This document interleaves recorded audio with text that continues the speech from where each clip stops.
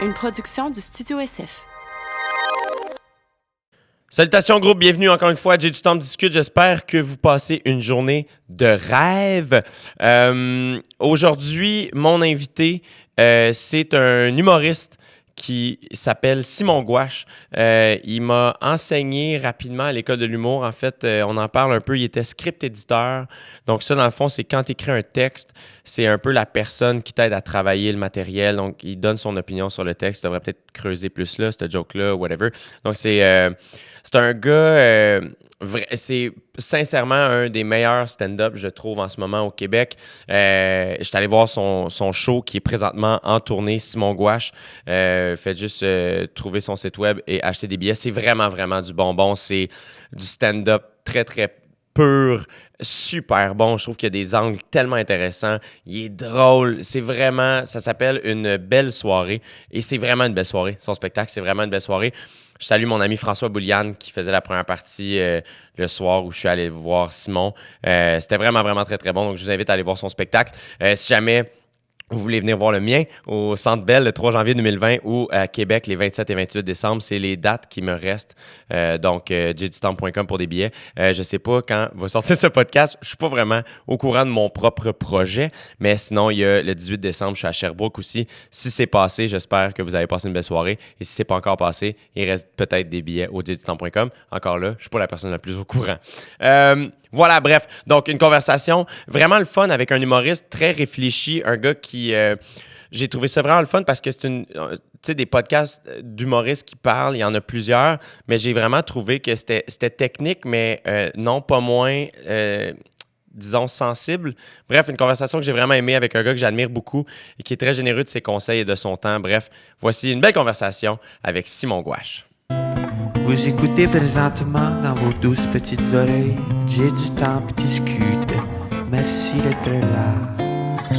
Ouais, c'est J'ai du temps qui discute. Ouais, c'est J'ai du temps qui discute. Ouais, c'est J'ai du temps qui discute.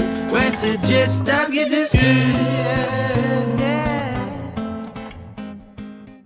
Je veux tout de suite starter avec ça. Ben merci Simon d'être là. Ben, ça fait un énorme plaisir. Je suis vraiment content.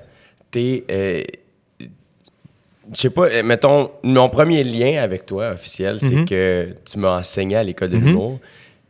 Puis, je suis curieux de savoir comment toi, t'as vécu ça, parce que moi, je sais que t'as été comme marquant au moment où on s'est rencontrés. OK. Parce que je veux toujours me souvenir qu'à un moment donné, ben, t'étais script éditeur, là, mettons. Ouais. Fait qu'on se rencontrait au milieu de la semaine, souvent avec le texte. Fait qu'on te lisait le texte d'une pièce, puis on travaillait sur le texte, puis je vais toujours me souvenir, mon gars, un texte que je m'assois avec toi, puis salut, puis ça.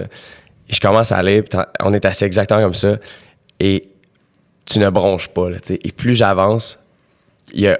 tu ne bronches pas. Ah ouais. À ce moment-là, je te connaissais pas beaucoup, tu sais. Aujourd'hui, je serais comme pas inquiet. À ce moment-là, je suis terrifié. Et plus je vois la fin du numéro approcher, plus je fais... Ça me tente pas de vivre je veux pas arrêter. Comme, faudrait que ça continue toujours. Je sais pas ce qu'il va dire. Je me souviens, j'ai fini. T'as rien dit. Tu t'es levé.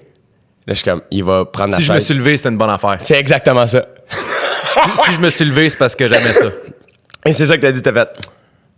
C'est bien bon.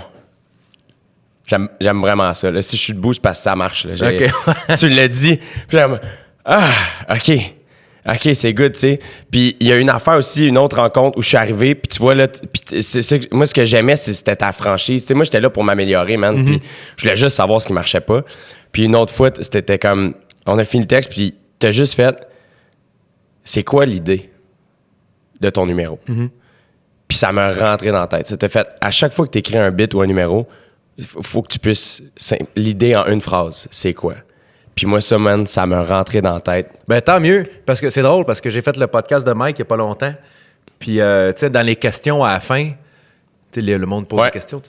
Il y a quelqu'un qui me demandait, c'est qui, tu sais, t'as enseigné à l'école, c'est qui t'avait marqué, tout ça. Puis je l'avais nommé toi, parce que je me rappelle que tu prenais justement ces commentaires-là.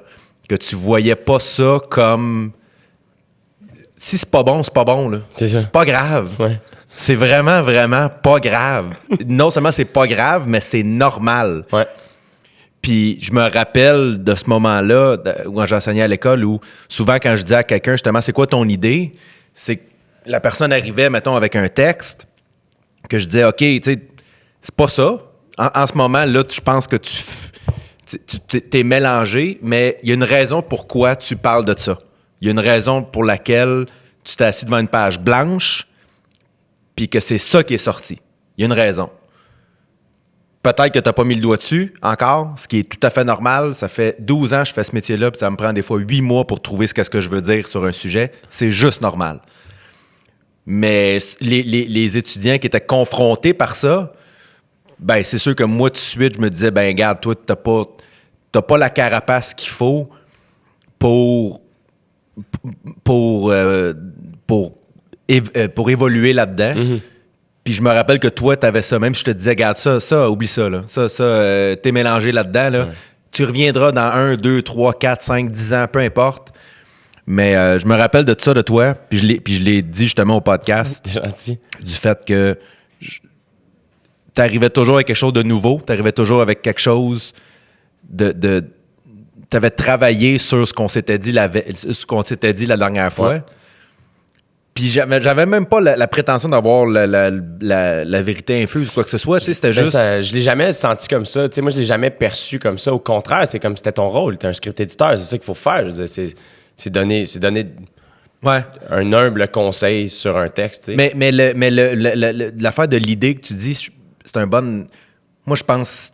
Dès qu'un jeune humoriste ou n'importe quel, même ceux qui ont plus d'expérience, me demandent, moi, comment je travaille... C'est toujours ça. C'est le monde... Moi, une des choses que j'aime le moins là, dans ce milieu-là, c'est quand les gens disent « Ah, j'ai un numéro là-dessus. Ah, j'ai un numéro là-dessus. » Ouais, mais c'est quoi ton idée? C'est quoi le lien? C'est quoi l'angle? C'est quoi l'angle? C'est quoi ta façon de traiter ce sujet-là? Des sujets, il y en a. Des sujets, il y a une limite de sujets. Il y en a beaucoup, beaucoup, beaucoup, mais il reste des idées. Ça, il n'y en a pas. Il n'y a pas de limite. C'est pour ça que la notion que tout a été fait, moi, j'y crois pas à ça, parce que tu vois des humoristes qui vont faire, tu sais, je veux dire, des tonnes d'amour, on n'a pas fait le tour, là. Il y en a eu en sacrifice, là, tu comprends? Non, mais il y en a eu beaucoup, là, puis dans 6 mois, il y a une tonne d'amour qui va sortir, puis tout le monde va se mettre à brailler, parce que cette personne-là, cet artiste-là, a trouvé sa façon de décrire ce sentiment-là qui va venir te chercher. Fait à la base de tout, pour moi, en humour, c'est quoi ton idée? C'est quoi... Pourquoi tu... Puis comme je te disais tantôt, ça peut être long, là. Moi, je viens d'écrire un 2e show, là, puis... Man, il y a des affaires, là, que... Même encore aujourd'hui, il y a des affaires que j'ai enlevées parce que j'ai jamais trouvé qu'est-ce que je voulais dire par rapport à ça. J'ai fait des gags dessus, j'ai parlé de certaines affaires, je n'ai parlé pendant des mois et des mois, puis j'ai jamais vraiment trouvé pourquoi je voulais en parler. Ça va peut-être me revenir au 3e, ça va peut-être me venir au 4e, peu importe. Mais... Je suis allé voir d'ailleurs ton spectacle. Je suis atterri le lundi 18. OK. Le mercredi, je partais en tournée. Je revenais le dimanche. Puis le dimanche soir, je venais voir ton show. Ah ouais, hein? 5e salle de la Place des Arts. Direct de l'aéroport. Direct, mon gars. Peur de rien. Parce que je savais que tu venais au podcast, puis j'avais vu ton matériel de ton premier spectacle, tu sais, surtout au bordel, quand on rodait, puis tout ça. J'avais vu tes numéros sur les galas. Mais je savais que ton 2e show, tu voulais pas... Tu l'as pas... Il n'y a rien qui a été capté de ça. Je t'ai presque pas vu roder non plus parce que j'étais pas là. Fait que j'étais comme crime, je veux voir son nouveau matériel. Puis, man, c'était François Bouliane qui faisait la première partie, que j'ai trouvé super bon, évidemment. Et ça m'a fasciné à quel point t'es pas inquiet. Moi, c'est quelque chose que j'admire beaucoup. Moi, j'ai commencé, puis je m'en détache tranquillement, pas vite. Mais souvent, quand je rode aussi, pis ça, je suis inquiet. J'ai peur que ça rie pas. Et j'ai senti, et c'était pas une arrogance, c'est une désinvolture, un calme. T'es tellement calme et en contrôle que, comme public, c'est tellement rassurant que tu sais comment, dès que le public est comme « Hey, il est pas sûr, asti, c'est fini, tu sais. Mais t'es embarqué, puis il y a quelque chose de super comme... T'es pas pressé bonsoir. Puis comme... Ouais, mais toi, t'as vu le show rodé, là. Si tu l'avais vu en rodage, quand moi, j'essaie des affaires, j'ai l'air inquiet en sacrifice, là. Ah non, l'inquiétude est Tu là. penses? Ah, oui. Moi, je pense que pour t'avoir vu roder au bordel, je pense pas que Je pense que j'ai un niveau de confiance. Avec l'expérience, je suis arrivé à un niveau de confiance où je sais que même si ça se passe pas bien, ça va être correct. Tu sais? C'est ça. Ça sera jamais humiliant. Ça sera plus... Tu sais, je suis arrivé à un point dans ma carrière où ça sera plus humiliant. Ouais. Mais, tu sais, je le vois, moi, je me regarde, tu sais, je tape toutes mes shows, puis quand je me regarde, tu sais, il y a des bouts, là, où je lance des gags, là, mais tu sais, je les lance là, du coin de la bouche, là, parce que j'ai tellement peur tu sais, je le fais encore aujourd'hui, là, puis souvent, je vais regarder à terre beaucoup, quand je suis pas sûr de ce que je dis, je vais vraiment regarder à terre tout le temps. Fait que moi, je le sens, mais comme je te dis, peut-être je pense que le public le voit pas nécessairement, je pense qu'il le ressentent quand même. Mais c'est ça, c'est parce que toi, tu as vu le show rodé que je sais exactement c'est quoi le rythme, je sais c'est quoi. Je connais la toune par cœur, tu sais. Mais man, c'est bon, là. J'ai vraiment aimé ça. Tu sais, puis... tu sais, on est bombardé de stand-up de tout bas, de tout côté. Puis j'ai quand même senti que c'était une bouffée d'air frais. J'étais comme, ah man, c'est...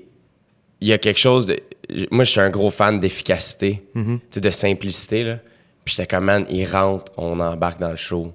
Tu fais des jokes du début à la fin, ça flow, c'est bon, tes idées sont bonnes, tes angles sont le fun. J'étais comme, ah, c'est du bonbon, là. C'est vraiment, vraiment, vraiment un bon show. C'est bien fin. Félicitations. Je l'aime vraiment beaucoup, ce show-là. Ouais. Pour vrai, le deuxième, il y a de quoi de... Le premier, je l'aimais. C'est drôle, hein, parce que tu passes tellement... Tu sais, tu vas le vivre... Là, tu es encore à ton premier. Ouais. Mais tu vas le vivre, là... L'écriture du deuxième, c'est des montagnes russes d'émotions, mon gars. T'as même pas idée. Parce que... Puis moi, en plus, j'ai fait les deux en même temps. Ouais. Je finissais le premier pendant que je commençais le deuxième. Fait que pendant comme 6, 7, 8 mois, je faisais les deux shows en même temps. Fait que je faisais un show, le premier show qui était rodé, mon gars, mais au quart d'auto depuis des années. Là, ouais. Le numéro des livres, là, je l'ai fait, mon gars. Je l'ai pas fait 20 000 fois, je l'ai pas fait une fois. Là. Je l'ai fait, puis je l'ai fait. Là. Mais c'était encore bon. Oui, non, je sais, mais dans le sens que là, sauf que là, après ça, j'écrivais le deuxième. Puis là, je sortais du premier en me disant « Hey, le deuxième sera jamais aussi efficace, ça n'a aucun sens. Jamais je serai capable. » Parce que le premier, c'était un show qui était très, très efficace. Ouais. Ça riait comme aux 6 secondes. Le deuxième, un peu moins. Le point de départ du deuxième, c'était quoi? Qu'est-ce que tu veux dire? C'est-à-dire que moi, mettons, mon premier show, je sais pas si toi, c'était ça aussi, c'est qu'inconsciemment, le premier one-man show, tu commences à l'écrire quand tu commences à faire des shows. Ouais. Qui fait en sorte que le premier show, tu l'écris avant même de penser faire un one-man show. C'est ça. Ouais. Fait qu'à un moment donné, c'est une courte pointe. Tu ramasses des bouts, puis c'est comme, c'est ça mon show, tu sais. Alors que moi, je finis mon show là, en janvier, puis je pense beaucoup au deuxième, tu sais, parce que je suis excité dans ma tête, le matériel que je vais livrer va être plus proche de qui je suis aujourd'hui. Naturellement. Mais... Naturellement, c'est sûr et certain. Le point de départ, toi, c'était-tu une idée? Ou c'était juste comme, ah, c'est ça qui sort, puis je suis le flow? T'avais-tu comme... C'est une bonne question. Honnêtement, je le sais pas vraiment parce que pour le moi, je le savais que pour le deuxième, il fallait absolument que je me mette en danger. Moi, je travaille bien sur la pression de... Il faut... Tu sais, ça peut pas être bon, là. Tu sais, je veux dire, je vais me rendre malade, là. Tu comprends? Puis ce que j'ai fait pour le deuxième, au lieu de l'écrire en petits morceaux tout le temps, tu sais, d'aller roder un 5 là, d'un 5 là, puis de le mettre ensemble, j'ai loué une salle, j'ai loué le Medley à Montréal. Ouais. J'ai fait 10 soirs où j'étais juste moi sur un tabouret, puis j'avais des idées sur une feuille de papier, puis j'ai parlé pendant 1h30. Ouais. Puis là, on voyait les affaires qui tranquillement, pas vite. Parce que toi, c'est ça, t'écris pas à main. Non. Jamais. Non. Tu prends-tu des notes ou c'est juste dans ta tête? Je vais prendre... Tu sais, mettons, quand je vais faire un show, des fois, je vais noter, je vais faire un pacing. Ouais. Mais les notes comme telles, je les prends pas. Moi, je me dis, si je pense à quelque chose, si je pense à une idée, je vais y penser. Puis je me dis, si dans une semaine, je l'ai oublié, c'est parce que ça valait pas la peine. Mm-hmm. Puis si elle me reste dans la tête, c'est parce qu'il y a quelque chose là-dedans. C'est là que je vais la développer sur scène, puis que je vais la développer en parlant avec les gens avec qui je travaille, tout ça. Mais... Je sais pas. Le deuxième, ça n'a pas été... c'est difficile de parler de comment il a été écrit parce que je l'ai tellement fait dans le danger puis dans l'urgence que j'avais juste pas le choix. Tu comprends? J'ai pas... Mais mettons le premier... J'aurais pas pu, moi, louer un chalet puis aller 2 mois puis penser... Non, c'était comme... Man, on a une salle dans 1 semaine et demie, là. Go. Ça te prend 1h30, là. Fait que let's go. Ah, ça, OK, ça, je vais essayer ça. Puis là, j'y allais, puis tranquillement, pas vite, avec le temps, ça y allait. Puis moi, ce qui était très important, c'est que les 4 premiers mois du rodage du deuxième, je les ai fait assis tout le long. Là, j'étais sur un tabouret tout le long. Ouais. Parce que je voulais que le texte soit drôle. Parce que je le sais que sur scène, mes mouvements, je sais que j'habite bien une scène puis que ça aide souvent. Ouais. Mais je voulais pas que ça devienne une béquille, puis je voulais pas que ça soit comme... Regarde, là, je vais faire une face, puis ça va être correct, tu sais. Ouais. Pour moi, c'est important que le show est aussi drôle si je suis assis que si je suis debout. Ben, que dans le fond, parce que t'es vraiment efficace pour faire ça. Le gag nous fait mourir de rire. Puis après ça, ben, tu nous le joues, tu sais. De temps en temps, tu sais, puis t'es pas le seul à faire ça, mais comme c'est... Moi, ce qui me fascine, c'est que t'as tout le temps, comme l'image, le doigt, man, comme dessus. Esti. Comme moi, c'est ça que j'admire. Une des affaires que j'admire le plus sur toi, c'est que c'est exactement ça. Je trouve, tu sais, des fois, il y a des bons gags qui sont comme en périphérie. Ah oui, je comprends l'idée, puis ça marche. Mais toi, à chaque fois, je suis comme, asti, il y a pas meilleur exemple pour illustrer ton point que ça. T'es fin. Mais ça vient aussi de... Tu sais, moi, pour le premier show, j'ai travaillé avec... tu connais, là, Marie-Christine Lachance et Pascal Mailloux, qui sont les 2 personnes avec qui je travaille pour les One Man Show. Puis je me rends compte à quel point le gros de la création se fait dans les premiers mois de rodage quand, nous autres, 2 à 3 fois par semaine, on loue un studio au Biz, là, dans une affaire de studio de danse, là. Puis on parle pendant 2 heures. Puis là, je leur dis comme, hey, j'ai pensé, moi, ça... je me rends compte de telle affaire. Il me semble... Puis des fois, on va parler d'un sujet pendant 2 semaines. Puis des fois, on va parler de 6 sujets dans une journée. Mais je me rends compte, c'est en parlant beaucoup avec eux que soit eux, ils vont m'amener des pistes que je fais comme, hey, c'est pas fou, ça. Ou moi, je vais m'amener, je vais juste dire quelque chose. Puis là, tout le monde rit. Puis là, OK, là, on a quelque chose. On a une clé pour ce... Fait que la création est très, très, très organique. Ah, complètement. Mais ça se sent. Complètement, parce que en bout de ligne, pour moi, quand j'arrive sur scène, oui, je suis le seul qui parle, mais c'est une conversation, tu comprends? C'est entre moi et les gens qui sont là. Fait que si je suis tout seul à parler, si je suis tout seul à juste penser à des affaires puis les cracher, il n'y a pas beaucoup d'affaires qui vont lander nécessairement, mais si je parle avec des gens puis qu'on discute d'un sujet puis que je leur... Puis des fois, c'est zéro drôle, là. La majorité du temps, là, je leur parle de... Je peux leur parler de quelque chose, dans mon show, j'aborde... J'en parle pas en profondeur, mais j'aborde un peu mon anxiété, mes troubles anxieux. Tu sais, ça a été, mon gars, des heures et des heures de discussion, là, qui étaient deep, là, puis qui étaient profondes, juste pour trouver c'est quoi le... Quand est-ce que ça devient drôle? Ouais. Quand est-ce que c'est... Puis j'ai réalisé tellement d'affaires pendant ces meetings-là à juste parler, parce que ça devient une thérapie, là. Ouais. Je suis en train de parler avec 2 thérapeutes qui me connaissent super bien puis qui n'ont pas peur de me dire ça, c'est de la merde ce que tu viens de dire là, ou ce que tu dis là, tu le penses pas vraiment, ou tu sais, qui n'ont pas peur de me confronter par rapport à ça. Fait que ça a été vraiment, tu vas le voir, là, l'écriture du deuxième. Mais quand tu commences à sentir là, que, oh là, j'ai quelque chose, là, tu commences tranquillement, pas vite. Là, je me rappelle du moment où là, je faisais le deuxième, puis je faisais le premier, puis là, je sortais plus content du deuxième que du premier. Puis là, tranquillement, pas vite, je trouvais que le premier, je faisais le premier, je fais comme, Colin, c'est beaucoup d'observation. Tu sais, c'est, vous remarquez ça, puis c'est pas très profond comme show, parce que là, mon deuxième, ça venait de plus en plus profond, plus en plus personnel. Mais, fait que c'est j'ai hâte de voir ça va être quoi pour le troisième, mais entre le premier et le deuxième, c'est que t'as une comparaison, c'est le premier, c'est le seul, tu sais. T'as ton deuxième, t'as tes jokes, puis tu peux juste les comparer à tes vieilles jokes. Puis là, tu dis, ça, c'est-tu meilleur, ça, c'est-tu moins bon, ça, c'est-tu meilleur.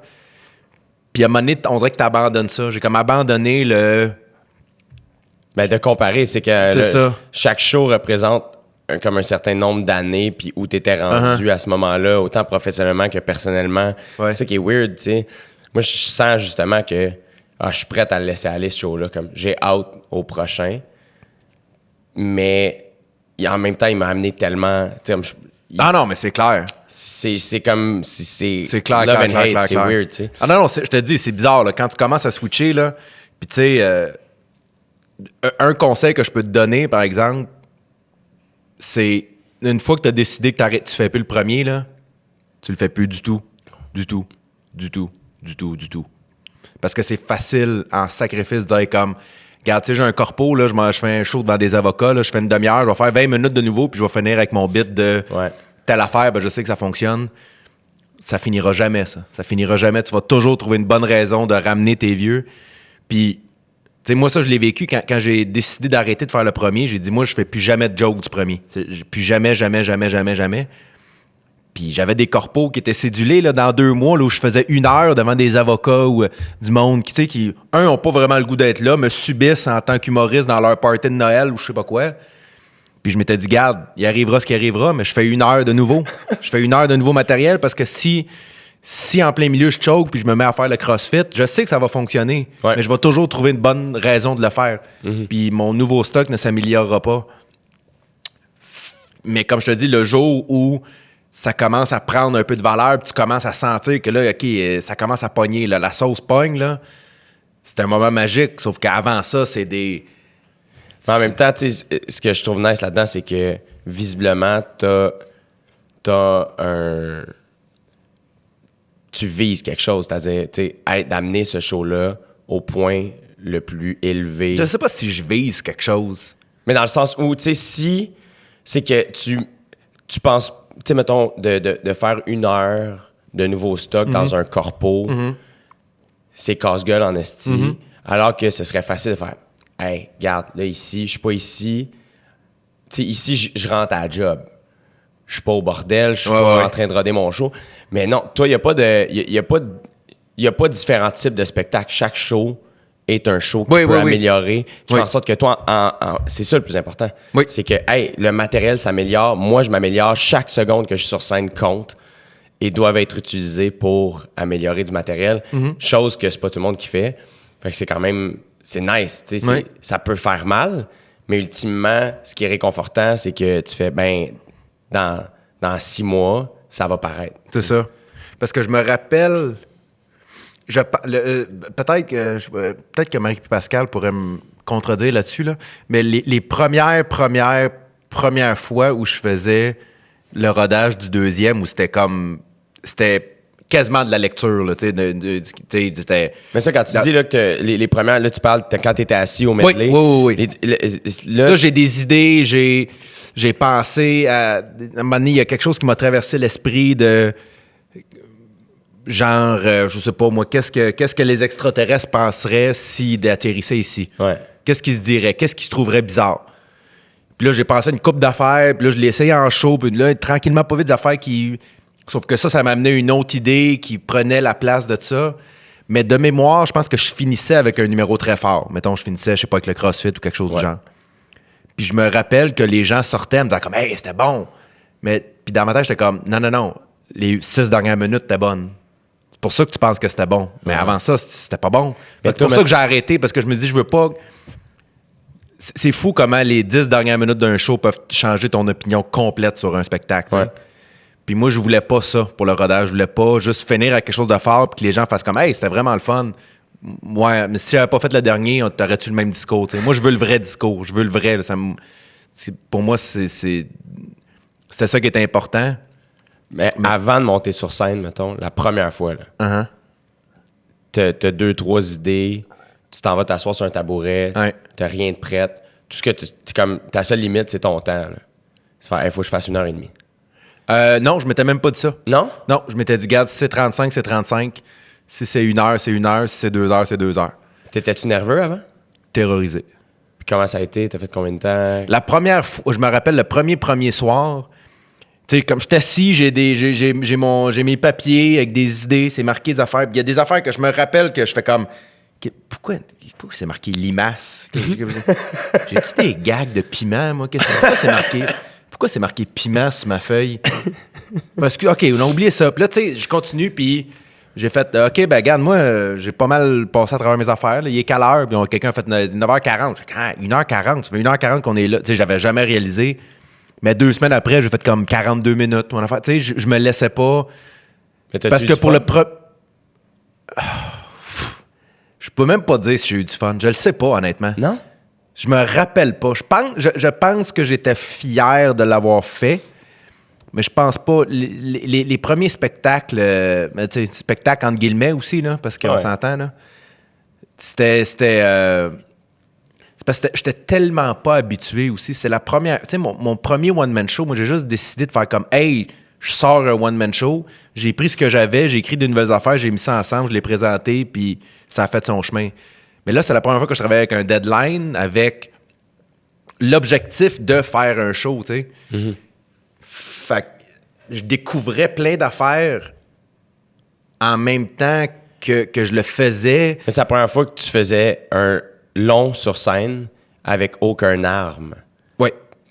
Tu sais, les premières fois que tu as fait ton one-man show, ton premier, t'arrivais avec toutes tes affaires.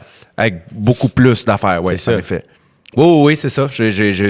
Mais comme je te dis, je le savais qu'il fallait que je me mette en danger. Puis je le savais que il y avait un côté de moi qui était comme, garde, quand on bookait le show, mettons, on disait, OK, on fait du mercredi au samedi, telle salle, puis j'avais pas envie de le faire. J'étais comme, c'était pas une bonne idée, là. J'avais juste le goût.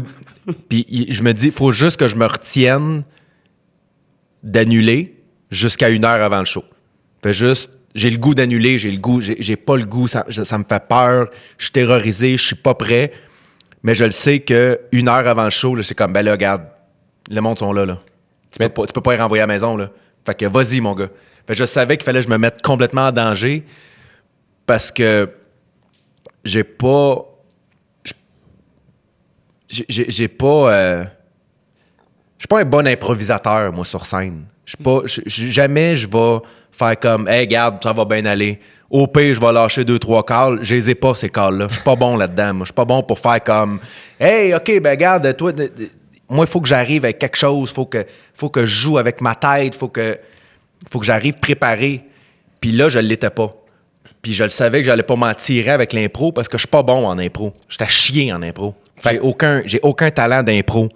Fait que je me dis, garde, vas-y avec ce que t'as. Vas-y avec ce que t'as. Il y a peut-être des affaires qui vont te venir. Tu vas peut-être avoir le guts des faire. Tu vas peut-être avoir le guts de pas le guts des faire.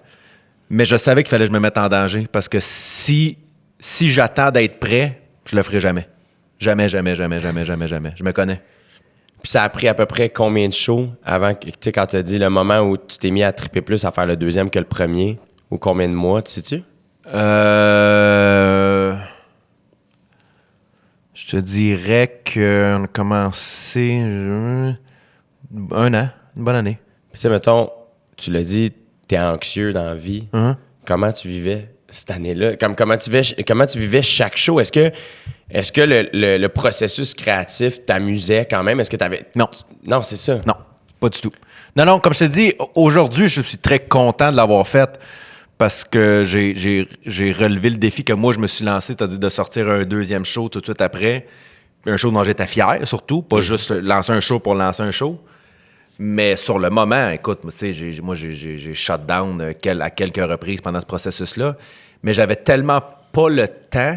Tu sais, je faisais, mettons, parce que mon premier one-man show a commencé à lever dans la dernière année de ce show-là. Tu sais, dans la dernière année, ça a commencé à lever puis de faire de plus en plus de shows. Puis à un moment donné, on a fait, bon, regarde, on va en faire le plus possible. Là. Ouais. Moi, je savais que je le ferais pas encore 2 ans parce que je l'avais fait. Fait que je dis, regarde, on va le faire en masse, là.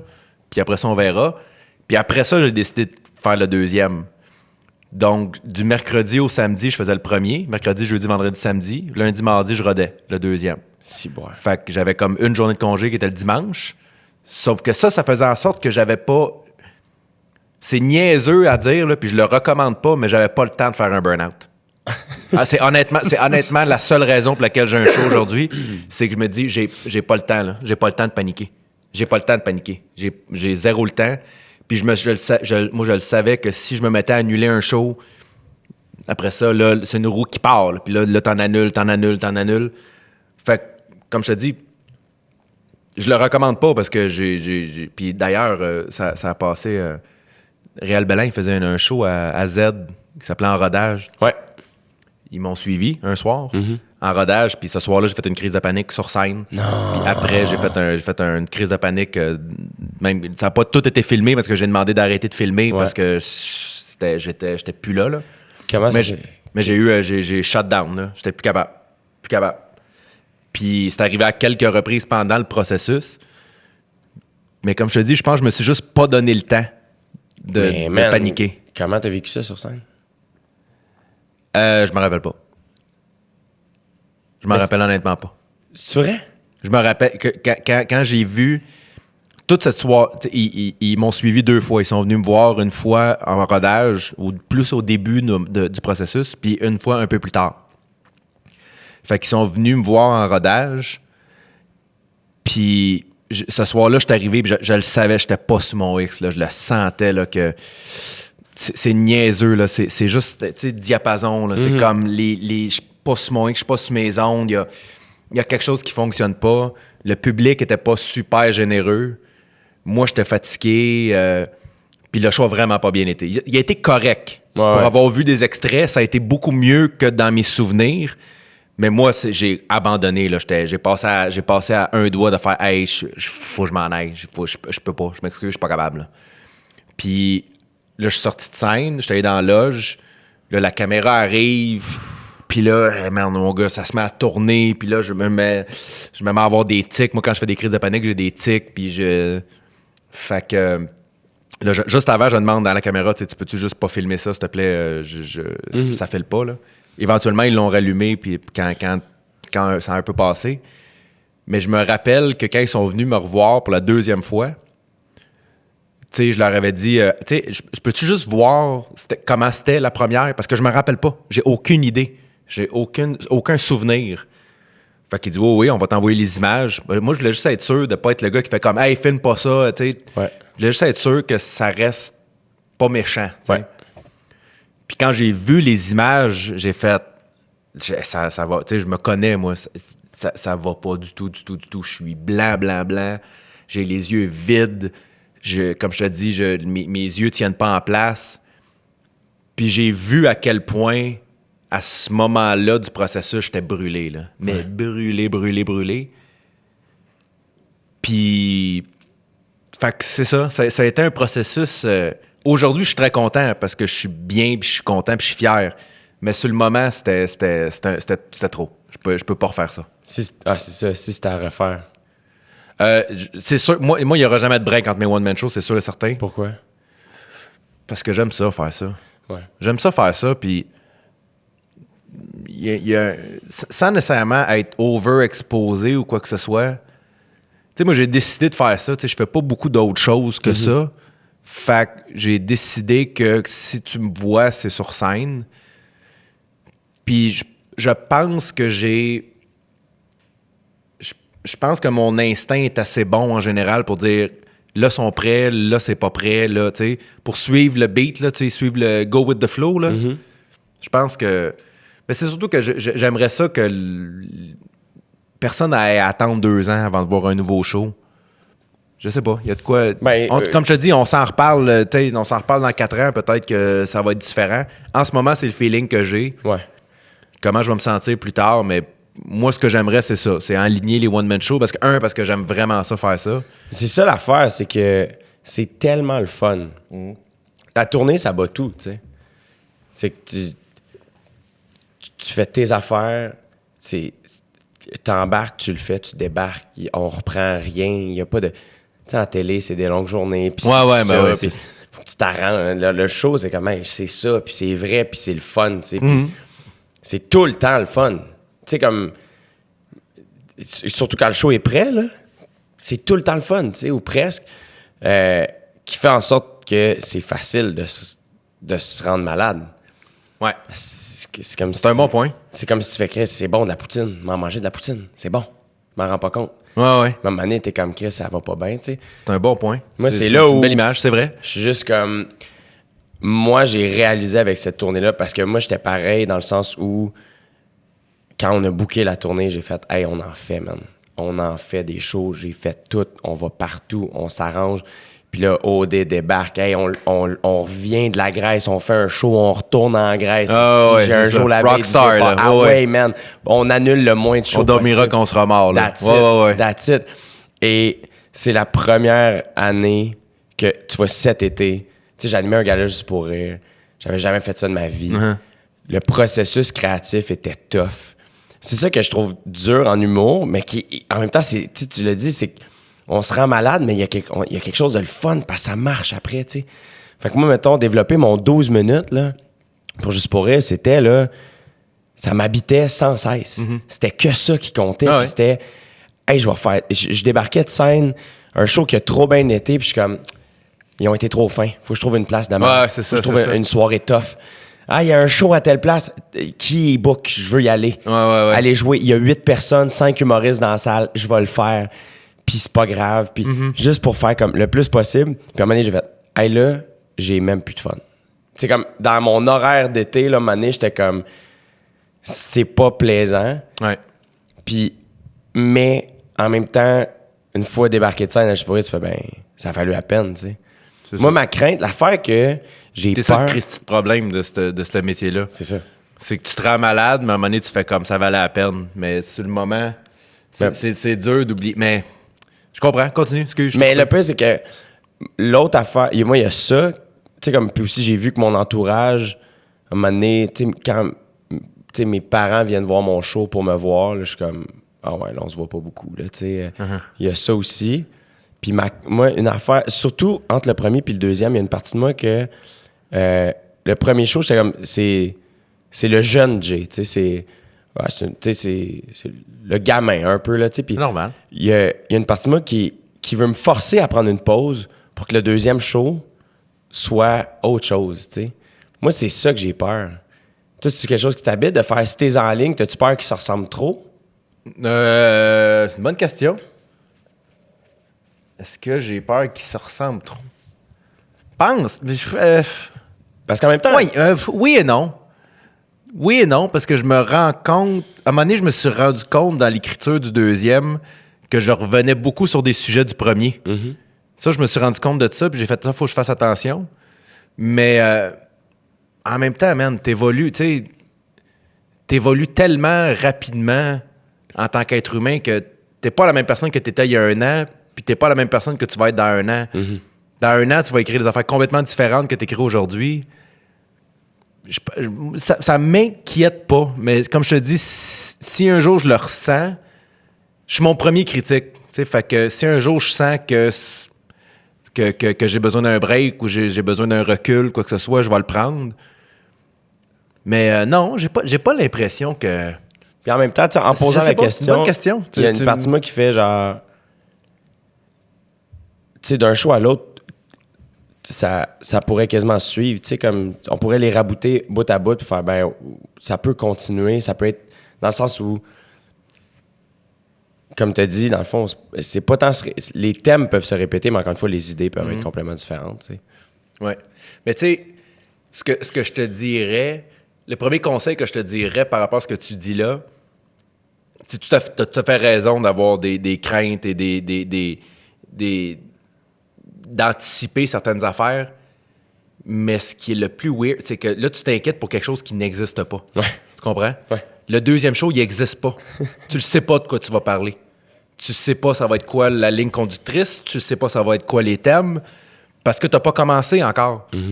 Puis c'est ça qui est le plus... Moi, c'est ça qui était le plus difficile, c'est de commencer et de faire comme « Hey, dans un an, ça va être quelque chose. Là. Ce que je suis en train de dire là, ça va être un spectacle. » Mais tu y crois pas au début parce que t'es comme... Il y a tellement de travail, puis t'es tellement dans le moment présent.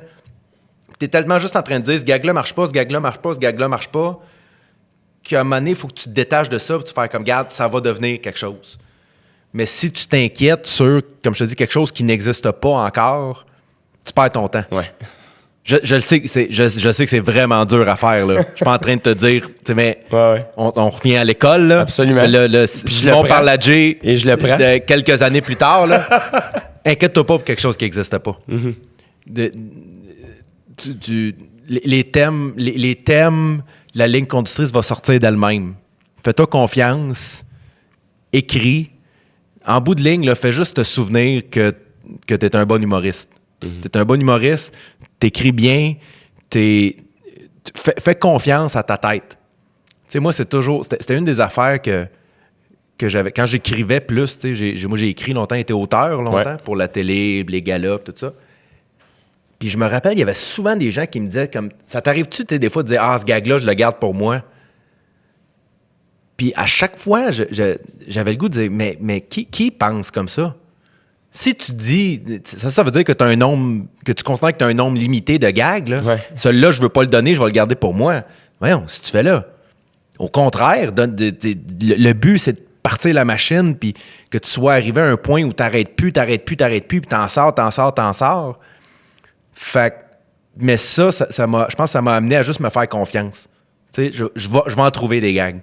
Souvent, quand je travaille, justement, avec Marie puis Pascal, quand on va en meeting, mettons, on va parler d'un sujet. On va parler de telle affaire. Mettons, quand le show commence à construire un peu plus, là mettons, on va dire tel bit, ça marche bien, ça. Il manque quelque chose ici. Ça, on va jamais en parler. Je vais toujours dire, je m'en occupe. Ah ouais. Je vais le trouver, le gag. Le gag, je vais le trouver. Concentrons-nous sur ce sujet-là, là, sur cette idée-là. Les gens la captent pas bien. Je réussis pas bien à l'expliquer. Le gag, je m'en occupe. Le gag, je vais le trouver. Je le sais que je vais le trouver. Il n'y a aucune chance que je le trouve pas parce que c'est ça que je fais dans la vie, c'est trouver des gags. Je vais le trouver. Inquiète-toi pas. Mais c'est pour ça que concentre-toi sur le vrai travail, c'est-à-dire trouver une façon d'amener le sujet que les gens dans la salle vont faire « J'ai jamais entendu ça. Ouais. J'ai jamais entendu ça. » Le gag, tu vas le trouver. C'est ça que tu fais dans la vie. Ouais. Ta tête est faite pour trouver des gags. Inquiète-toi pas de ça. Le show, il va être drôle, c'est sûr. Puis moi, c'est ça que je disais. Puis je pense que mon premier show est plus drôle que mon premier. Mais je pense que mon deuxième est meilleur. Puis c'est là-dessus que je me suis concentré. Parce que je me dis, si j'essaye trop à me concentrer à ce qu'il soit aussi drôle ou plus drôle, c'est là que je vais me perdre. C'est là que je ne mettrai pas l'énergie à la bonne place. Puis je pense que mon deuxième, je pense qu'il est très drôle aussi, là, mais je pense qu'il est surtout meilleur parce que j'ai plus réfléchi, j'ai plus creusé dans les sujets. Puis comme je te dis, les gags, ils vont venir, là. Puis encore aujourd'hui, je fais le show, puis je pourrais dire ça là, je pourrais dire ça là. C'est ça que je fais dans la vie, trouver des gags. Fait que ça m'inquiète pas, ça. Ouais. Mais trouver l'idée, trouver l'angle ou trouver la phrase que les gens vont faire comme « J'ai jamais entendu ça », c'est ça le vrai travail. Ouais. Fait que concentre-toi là-dessus. Tu vois, le pire, Puis comme je te dis, puis en ce moment, tu peux pas te stresser sur quelque chose qui n'existe pas. Tu sais pas de quoi tu vas avoir envie de parler. Mm-hmm. Tu sais, Absolument. Le pire, c'est que ton processus créatif ressemble un peu au mien. C'est-à-dire, moi, je travaille surtout avec David Bocage, que tu connais, et Guillaume Girard, que j'appelle mes conseillers comiques. C'est pas des writers, c'est pas des metteurs en scène. C'est un peu comme toi, c'est... Dave va jamais m'écrire une joke. Il va... Tu sais, c'est une machine pour purifier la prémisse. c'est exactement ça. Tu sais, Dave, là, c'est un gars... Parce que moi, je vais amener les idées... La même chose, faire j'aimerais ça parler de ça, non, on échange, on trouve des idées, on trouve des jokes ensemble, mais c'est jamais arrivé. Puis après ça, ben, mettons, je vais aller sur scène, je descends, puis Dave, des fois, il va juste faire hey, la prémisse, c'est ça. C'est ça que tu veux dire. Ouais. Ça, c'est l'idée, tu sais. Puis le gag va être meilleur. Tu sais, ça va vraiment... Il est vraiment dans la précision. Guillaume va juste poser des questions qui semblent anodines, qui viennent confirmer ou complètement changer mon opinion d'une affaire que je fais. C'est ça. Fait que c'est... Puis, tu vois, le processus créatif de mon Mais gala ça, juste tu es pour toi rire. proche de ça, parce que pour d'expérience, là, qui est pas, tu sais, j'ai pas 40 ans de carrière, là, mais ça, là, c'est ce qui est le plus important. Ce travail-là, là, avec ces gens-là, parce que c'est facile de te convaincre toi-même que t'es bon. Puis quand tu fais des shows, puis que le monde te dise à quel point t'es bon, puis à quel point t'es bon, puis les autres humoristes, c'est comme, hey, c'est tellement bon. Puis à un moment donné, tu finis par le croire. Puis ça prend des gens qui disent, non, ça, c'est moins bon que tu penses. Là. Ça t'est arrivé? Ben, mon Dieu, à tous les jours. De croire que t'étais bon? Genre, à ce point. Parce que, moi, c'est ça, parce que... Qu'est-ce que tu veux dire de croire que j'étais bon? Parce que je sais que dans ma tête, mettons, la perception que j'ai de Simon Gouache, l'humoriste, c'est qu'il est autant apprécié du public que de ses pairs.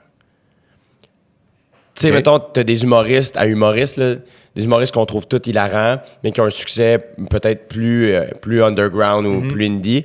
Et t'as des humoristes pop qui sont moins, des fois, que les autres humoristes vont moins triper sur ce qu'ils font. Ouais. Pour moi, tu fais l'unanimité, tu sais. T'es un humoriste que les humoristes font « Calisse, j'aurais voulu écrire ce joke-là. » Et il y a quelque chose... Mais ce que tu viens de dire, que si, mettons, tout le monde finit par te dire que t'es drôle puis que t'es bon, tu vas finir par y croire. Ouais. Toi, dans le fond, ça t'est jamais arrivé parce que Marie puis Pascal... Ben, en fait, tu sais, ouais. Je pense que c'est juste normal. Je pense que c'est juste dans la nature humaine de mener, de vouloir arrêter de s'inquiéter. Tu sais. Puis quand tout le monde te dit que t'es bon, puis à quel point t'es bon, ça peut. Puis c'est pas, tu sais. Des fois, c'est juste par politesse aussi, là, tu sais. Je veux dire, ça m'est arrivé 1000 fois de dire à quelqu'un, c'est vraiment bon, ça, puis je le pensais mollo, tu sais. Ça arrive, c'est de la politesse, c'est normal, on est en société. Puis, mais il y a... Moi, personnellement, je me suis jamais assis là-dessus. Mais je le sais à quel point c'est important de travailler avec des gens qui, eux, n'ont aucun... C'est pas nécessairement qu'ils me disent que c'est pas bon, mais qui ont aucun désir de me flatter dans le sens du poil. Ouais. Aucun. David, tu vois, Dave Bocage, il est de même pour moi parce que Dave, en plus, c'est que de nature, humainement, de la manière qu'il est fait, il a aucun tact. Fait qu'il est comme... Ben, c'est l'idéal. Et c'est la meilleure chose. C'est l'idéal parce que c'est pas tant de se faire dire que t'es bon, c'est que à un moment donné, ça devient... Tu sais, tu le sens... T'as beaucoup d'attention. Tu sais, quand tu fais ce métier-là, puis ça commence à fonctionner, tu le sens. Puis à un moment donné, tu te mets à... Tu sais, moi, j'ai eu un... Il y a eu un moment dans ma carrière, que ça fait pas très longtemps, où j'ai commencé à me dire, à chaque fois que je rentre dans une pièce, il y a des gens qui me connaissent. Parce que là, je commence à être de plus en plus populaire. Puis à un moment donné, j'ai fait, hey, ça, c'est dangereux, Simon. Là. Fais attention, là, va pas là-dedans. Parce que si tu commences là-dedans, tu vas t'attendre à ce que le monde te traite différemment. Tu vas t'attendre à ce que d'avoir des traitements différents. Tu vas penser à plus à ce que tu as de l'air. Tu vas pas être présent avec les gens. C'est un peu ça, en fait. C'est d'avoir des gens autour de toi qui en ont rien à foutre combien de billets t'as vendu, puis combien on s'en sac. Le but, là, nous, on aime l'humour. Marie, Pascal et moi, là, ce qu'on aime le plus au monde, c'est l'humour. C'est écrire un spectacle, c'est écrire une joke.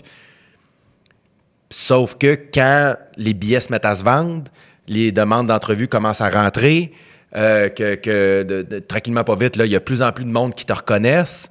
Soudainement, un soir, tu vas walker, puis il y a 4 personnes qui font comme « Hey, Simon! » À un moment donné, ça te rentre dans la tête. Ouais. Puis à un moment donné, tu te mets à perdre le focus de qu'est-ce qui est important. Mm-hmm.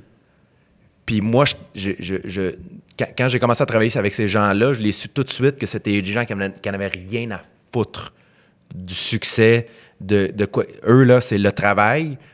Puis je le sais que j'ai besoin de ça. Je sais que j'ai besoin de gens qui me disent, qui ont aucun... Ils s'en sacent que je passe une belle journée ou non. Ils me diront pas comme « Hey, en passant, bien, beau travail » quand c'est pas vrai. Juste pour que je dorme bien, tu comprends? Ouais. Fait que, puis d'avoir des gens autour de toi qui font ça, qui te mentent pas, c'est primordial. C'est surtout quand ça commence à fonctionner un peu plus. C'est qu'en plus, c'est que tu sais qu'en dessous de ça, il y a un amour profond.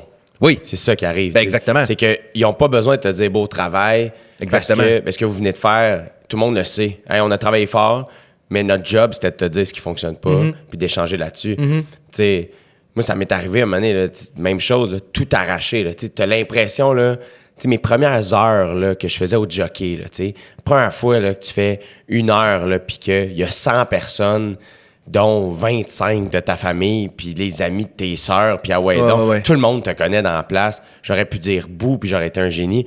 Tu descends, man, gonflé à bloc. Puis Dave, il a dû me parler pendant 45 minutes dans la loge. Pas mais tu sais, jamais. Et je pense à la fin qu'il a fait « Ah ben là, oui, c'était bon, tu sais. » Mais quelqu'un nous aurait vu, là, tout de suite après. Mais cela dit, de se sentir le roi du monde, c'est important aussi de temps en temps, tu comprends? De sortir en disant « Hey, ce soir, j'ai vraiment bien fait mon travail. » C'est juste, comme je te dis, d'avoir des gens... Moi, ça m'a toujours fasciné. Tu sais, j'en fais de plus en plus d'entrevues, puis ça me fascine toujours quand j'arrive dans un studio de radio, mettons, puis là, les micros allument, et là, tout le monde est super content que je sois là. Mais dans ma tête, je suis comme, non, tu sais, non. C'est correct. Je comprends la job. Je comprends très bien. J'ai aucun problème avec ça. Mais je file pas bien, moi, avec ça. Je file pas bien avec cette espèce de... Hey, on est vraiment content que tu sois avec nous. Non. Ouais. Non, tu l'es pas. C'est pas grave. C'est pas grave. Il y a aucun problème avec ça. Mais je pense que j'ai... Fait que c'est pour ça que j'ai besoin de gens qui me bullshittent pas, parce que la bullshit, je la sens, moi, vraiment. Est-ce que tu penses que ça, c'est relié justement à ton anxiété de faire... T'as besoin d'honnêteté, tout simplement? T'as besoin de toi d'être honnête? C'est une bonne analyse. J'y avais jamais pensé, mais définitivement. Définitivement, je file pas bien avec, justement, toutes ces affaires-là de... Puis c'est drôle, hein, parce que c'est sûr que tu le vis toi aussi, là. Tu sais, les moments où tu croises quelqu'un de connu que tu connais pas, Oui. puis que vous vous saluez juste parce que les deux, vous êtes connus. Tu sais, ce moment-là, tu comprends ce que je veux dire? Oui. C'est tellement weird, ça. C'est tellement des moments weird. Là. Tu rentres, tu fais « Ah, ouais, t'es comédien, je t'ai vu dans un film. Ouais, oui. T'es comme, mais en temps normal, on se serait jamais parlé. » Ça, c'est des moments vraiment bizarres pour moi. C'est des moments... Je le fais parce que souvent, c'est une personne que j'aime puis que je veux saluer, mais le nombre de fois où tu fais comme « T'es connu, je suis connu, fait qu'on va se saluer. » Ouais, ça m'est arrivé. C'est tellement bizarre. C'est super weird. Au Comedy Cellar à New York, comme un moment donné, je vais voir... ça fait longtemps... Je pense que c'était en 2016, mettons. Je me ramasse, la manière qu'ils nous ont placés, je suis première rangée. Puis je suis comme, whatever, tu sais. Et il y a un gars qui se met à faire du crowd work avec moi, il se met à me parler. Puis il dit, What do you do for a living? Et au lieu de mentir, il disait autre chose, parce que j'étais comme, j'ai pas envie de me plonger dans un mensonge, puis il me pose plein de questions, puis je sais pas. Fait que j'ai dit, comedian. Puis le gars était tellement bon parce que j'ai juste fait, It's like two whores speaking one to another. Genre, c'est comme deux putes qui se parlent. Puis j'aime, ouais, je comprends ce que tu veux dire. Comme c'était un peu ça. Ouais, je comprends ce que tu vis. Et on se salue. Puis il a passé à autre chose, mais je me souviens qu'il l'avait super bien wordé. Ça m'a vraiment fait rire. Je suis ouais. Non, c'est ça. Fait que c'est pour ça que. Puis pour revenir au deuxième show, c'est que la création du deuxième show s'est faite à travers tout ça aussi, à travers ma vie professionnelle et personnelle qui change un peu parce que il y a de plus en plus de monde qui me connaissent ou qui me suivent ou qui me reconnaissent. Ça te stressait-tu, ça? Tu sais, mettons, là, parce que toi, c'est sûr, la journée que le CrossFit, ça a parti... C'était bizarre, ça. C'est la semaine la plus bizarre de ma vie. La semaine quand le numéro du CrossFit est devenu viral, là, quand à un moment donné, j'ai senti là, que, OK, là, on perd le contrôle. Là. C'est Olivier Primo qui l'a mis en ligne. Oui. C'est ça, hein? Ben, il y a beaucoup de monde qui l'ont mis en ligne. C'est le sien qui a fait le plus de chemin et qui a rejoint le plus de personnes. Mais tu sais, à un moment donné, ça a dépassé. Même c'est je veux dire, c'est monté à 3 millions quelques. Là, ça avait plus de sens. Toi, mettons, qu'est-ce qui s'est passé? Comment tu l'as su? Tu parlais de la semaine. Qu'est-ce qui s'est passé cette semaine-là? Ben regarde, tout ça a commencé. Moi, j'étais en show au bordel un soir. Je suis parti de chez nous. Je gosse sur Facebook. Puis là, à un moment donné, je vois mon vidéo. Puis j'avais même pas... Je me rappelle même pas si j'avais comme catché que c'était Olivier qui l'avait mis. Mais je vois mon vidéo, moi, sachant très bien qu'il n'est pas supposé être là parce qu'il n'a pas passé à la télé encore. Puis tout ça, c'était pas legit, là, techniquement. Là, je fais « c'est drôle. » Moi, quelqu'un qui a mis mon numéro. Et là, j'arrive au bordel comme 30 minutes après et j'ai 12 000 nouveaux fans Facebook. Comme one shot, là. Puis je n'avais pas tant que ça, là. J'ai passé de comme 13 000 à comme 25 000, là. Là, j'ai fait « Holy shit, qu'est-ce qui se passe? » Ouais. Et là, ça monte. Et ce qui est juste bizarre à un moment donné, c'est quand tu réalises que tout le monde est au courant. Ouais. Quand tu rentres d'une place, puis, hey, félicitations en passant. Hey, félicitations. Hey, c'est cool, hein? Hey, là, tu fais comme, OK, il n'y a personne qui le sait pas. Ouais.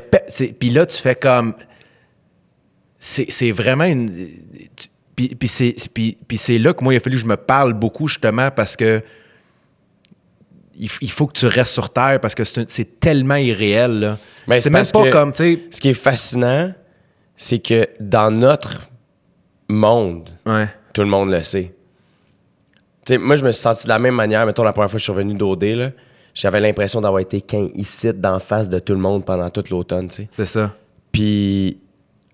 Et j'avais peur, parce que j'étais comme, fuck, je sentais que j'avais dérangé quasiment, là, tu sais.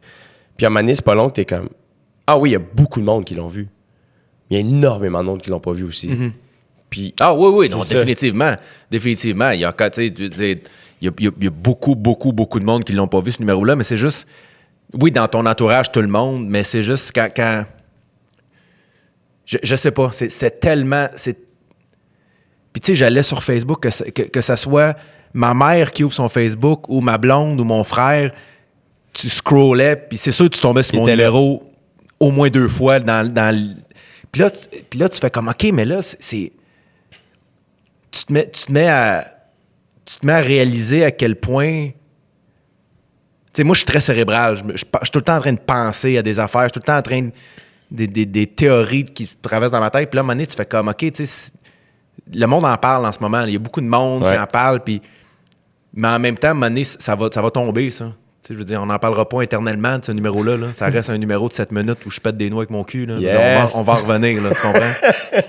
Mais cette semaine-là, puis tu sais, les billets, dans cette semaine-là, je pense que j'ai jamais vendu autant de billets que cette semaine-là. Là. Ça C'est avait hot. aucun bon sens. Là. Mais c'était... par exemple, ce que j'étais très fier à ce moment-là, c'est que je savais que ce numéro-là, dans mon premier show, c'était un numéro parmi tant d'autres. Ouais. Je savais que le show était très bon. Puis pour avoir parlé avec plusieurs... Parce que quand ça arrive, là, tous les autres qui ont vécu ça aussi veulent en parler avec toi. Ouais. Tous les autres qui ont eu des numéros virals, Ouais. ils veulent en parler. Puis dans la majorité des cas, c'était des gens que c'est arrivé comme avant le premier one-man show. Fait que tu sais, là, ils sont devenus populaires. Et là, il y avait une attente pour le premier one-man show. Ouais. Et là, ils ont travaillé avec ces attentes-là. Moi, il était prêt, là. Le Ouais. show, ça faisait 2 ans, je le faisais déjà, tu sais. Fait que dans ma tête, j'étais comme, venez, achetez-les les billets. Le show est prêt, le show C'est est prêt, ça. le show est bon, je le connais. Puis je sais très bien que ce numéro-là, dans le show, c'est un parmi tant d'autres. Puis c'est là que j'ai réalisé à quel point le mandat que je m'étais donné quand j'ai commencé à faire ce métier-là, de dire, moi, je vais tout faire pour que quand le train passe, Je suis prêt. les valises sont prêtes, Ouais. que ça m'a rendu extrêmement fier, ça. Quand ça m'a pas amené un stress de plus. Quand ça aurait pu, alors que ça aurait pu me terroriser, ça m'a pas terrorisé du tout parce que je savais qu'avant ça, j'avais travaillé pour ce moment-là. Mhm. Il arrivera comme il arrivera. Je sais pas comment le déclic va se faire, mais le jour qui va se faire, moi, je vais m'être préparé à ça, tu sais. Mais c'était une semaine vraiment, c'était une semaine vraiment bizarre. Ta famille elle devait être contente. Parce que je sais que tes parents sont médecins, je sais que ton frère aussi, si je me trompe pas. Ça a pris de ce que j'en ai lu dans certaines entrevues. Tu sais, comme c'est sûr que ça n'a pas été évident pour toi de faire ah ouais, finalement, je le ferai pas mon bac en bio. Tu sais, je vais. Ouais. Bon, ça n'a pas été évident. Ça n'a pas été si pas évident, là. C'est plus facile à lâcher qu'à faire, j'imagine. c'est ça. Ben, surtout quand tu fais juste pas y aller. Ouais. Quand tu fais juste retourner chez toi tous les matins. Mais Mais je me rappelle pas vraiment comment... en même temps, c'était tellement de l'inconnu, puis tu sais, c'était pas... je savais pas trop où ça allait m'amener non plus, tu sais, c'était pas... Pour moi, c'était pas nécessairement la consécration de dire, bon, là, je suis arrivé, puis là, c'est parti, tu sais. Ouais. je me rappelle pas comment. Je pense que j'ai juste profité du moment, puis je me rappelle pas comment la famille a géré ça nécessairement. Je pense qu'ils comprenaient pas trop ce qui se passait non plus, parce que mon père est quand même pas sur Facebook depuis plusieurs années. Il l'est pas, là. Mais dans le sens que, tu sais, le numéro de vidéo virale, c'est un peu. Moi, j'ai juste abstrait, senti que quand, mettons, mes trucs sont mis à pogner, j'ai senti ma mère rassurée. Ah, ok, ouais. Comme, là, son stress, c'était plus, il va-tu être correct monétairement? C'est, y es-tu content? Ouais. Tu sais? Ah, mais ça m'était déjà arrivé. Je te dirais que moi, quand j'ai commencé Louis-José, Ouais, quand j'ai commencé Louis-José, ça a été le moment où pas mal tout le monde alentour de moi s'est calmé, là. Ouais. Tu sais, où tout le monde a fait comme, OK, il y a de quoi. La première fois, Il fait pas ça pour rien. La première fois que t'as fait la première partie à Louis-José, t'étais-tu nerveux? Terrorisé. C'est sûr. Hein? C'était Terrorisé. C'était à Joliette. Ah oui, la salle turquoise. Ouais. Ouais. Voilà. Et tu connaissais-tu? Absolument pas. Je l'avais croisé. Je l'avais croisé aux Oliviers ou Juste pour rire, ça fait la même, mais j'avais jamais parlé plus qu'il faut. Toi, j'imagine que c'était un gars que t'admirais quand même à la base. Oui. Mais moi, c'est ça. Tu sais, ça a été... Mon gars, tu sais, moi, j'ai ouvert pour lui pendant 5 ans, puis ça a été... Tout ce que je me rappelle... Tu sais, moi, le premier show que j'ai acheté moi-même avec mon argent, c'est Louis-José. C'est son premier show. C'est le premier show que je suis allé voir sans mes parents. Arrête, Ouais. c'est bien hot. C'est le premier show que je suis allé voir sans mes parents. Puis de penser que, je sais pas, de 14, plusieurs années plus tard, il était à ma fête de 30 ans. C'est comme, c'est absurde. Tu sais, c'était tellement absurde de penser à ça. Mais oui, c'est quelqu'un que je respectais évidemment vraiment beaucoup. Puis Mais en même temps, ça revient à ce que je disais tantôt. Quand j'ai eu l'opportunité de faire ça, T'étais prête. je le savais que j'avais juste à bien faire ce que j'avais de préparé. Puis après ça, c'est hors de mon contrôle. Mais je le savais que j'allais pas sortir en me disant si je l'ai pas, c'est parce que j'ai pas travaillé. Ouais. Moi, tu vois, c'est ça que j'aime de l'humour. Moi, mettons, je viens du hockey, je viens du sport. Et au hockey, mettons, ça me stressait quand quelqu'un venait voir ma game, mettons. Ouais. Parce que je savais jamais comment ma game allait aller. Alors que maintenant que je fais de l'humour, je sais que si quelqu'un vient voir mon show, je suis plus en contrôle. Ouais. Puis ça, j'aime ça. Parce que là, je sais plus comment ça va aller. Tu sais, quand j'animais au jockey, mettons, je trouvais ça tough des fois. Parce que t'as un ami qui me texte, hey man, je suis là ce soir. Je suis comme, câlisse, j'ai rien, esti. Ouais. Fuck, viens me voir vendredi, je suis à telle place. Ouais. Tu sais? Mais là, maintenant, c'est ça que j'aime, tu sais. Fait que, et la première fois, comment ça s'est passé? Ça a bien été. De mémoire, ça a très bien été. Je me souvenais très vague parce que ça date pas d'hier. Ouais. Mais de mémoire, ça a très bien été dès le début. Ça a toujours été... j'avais un numéro qui était très solide aussi, là, que j'avais travaillé beaucoup.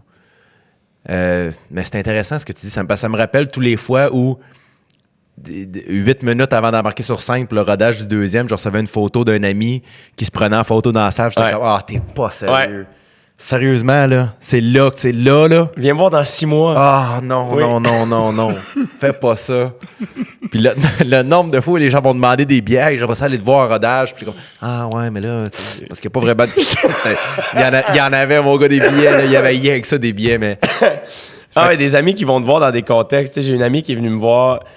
Tu sais, je fais jamais ça, ou c'est très rare, mais tu sais, à un moment donné, une équipe sportive, et comment on aimerait ça, faire une levée de fonds, puis ce serait ton spectacle, puis on vendrait billets. Puis c'est une équipe de hockey, si je me trompe pas, féminin, là, ou de ringuette, là, tu sais. Puis je suis comme, yeah, man, de la Rive-Sud en plus, pas loin d'où je viens. Je suis certain, ben oui, on fait ça, man. Puis ils ont décoré le stage eux-mêmes, puis je leur avais dit, ben oui, tu sais. J'ai une amie comme, j'ai donné ça comme cadeau de fête à ma mère. Je suis comme, tabarnane, pas ici, là, voyons, OK. Ouais. Bob le chef, asti. Bob le chef est venu me voir à La Tuque, parce qu'il vient de là, tu sais, à la base. Et il vient avec la mère de son fils. Il dit, je vais venir te voir à La Tuque, puis ça, je suis comme, parfait. Et man, c'est une des seules salles qui était pas pleine. Ah ouais, hein? Parce que finalement, je le savais pas. Ça a été booké dans le cadre d'un genre de festival jeunesse de la ville. C'est un des shows les plus weird de ma vie. Et j'étais comme, je le connais pas tant que ça, Bob. Je sais qu'il est fin.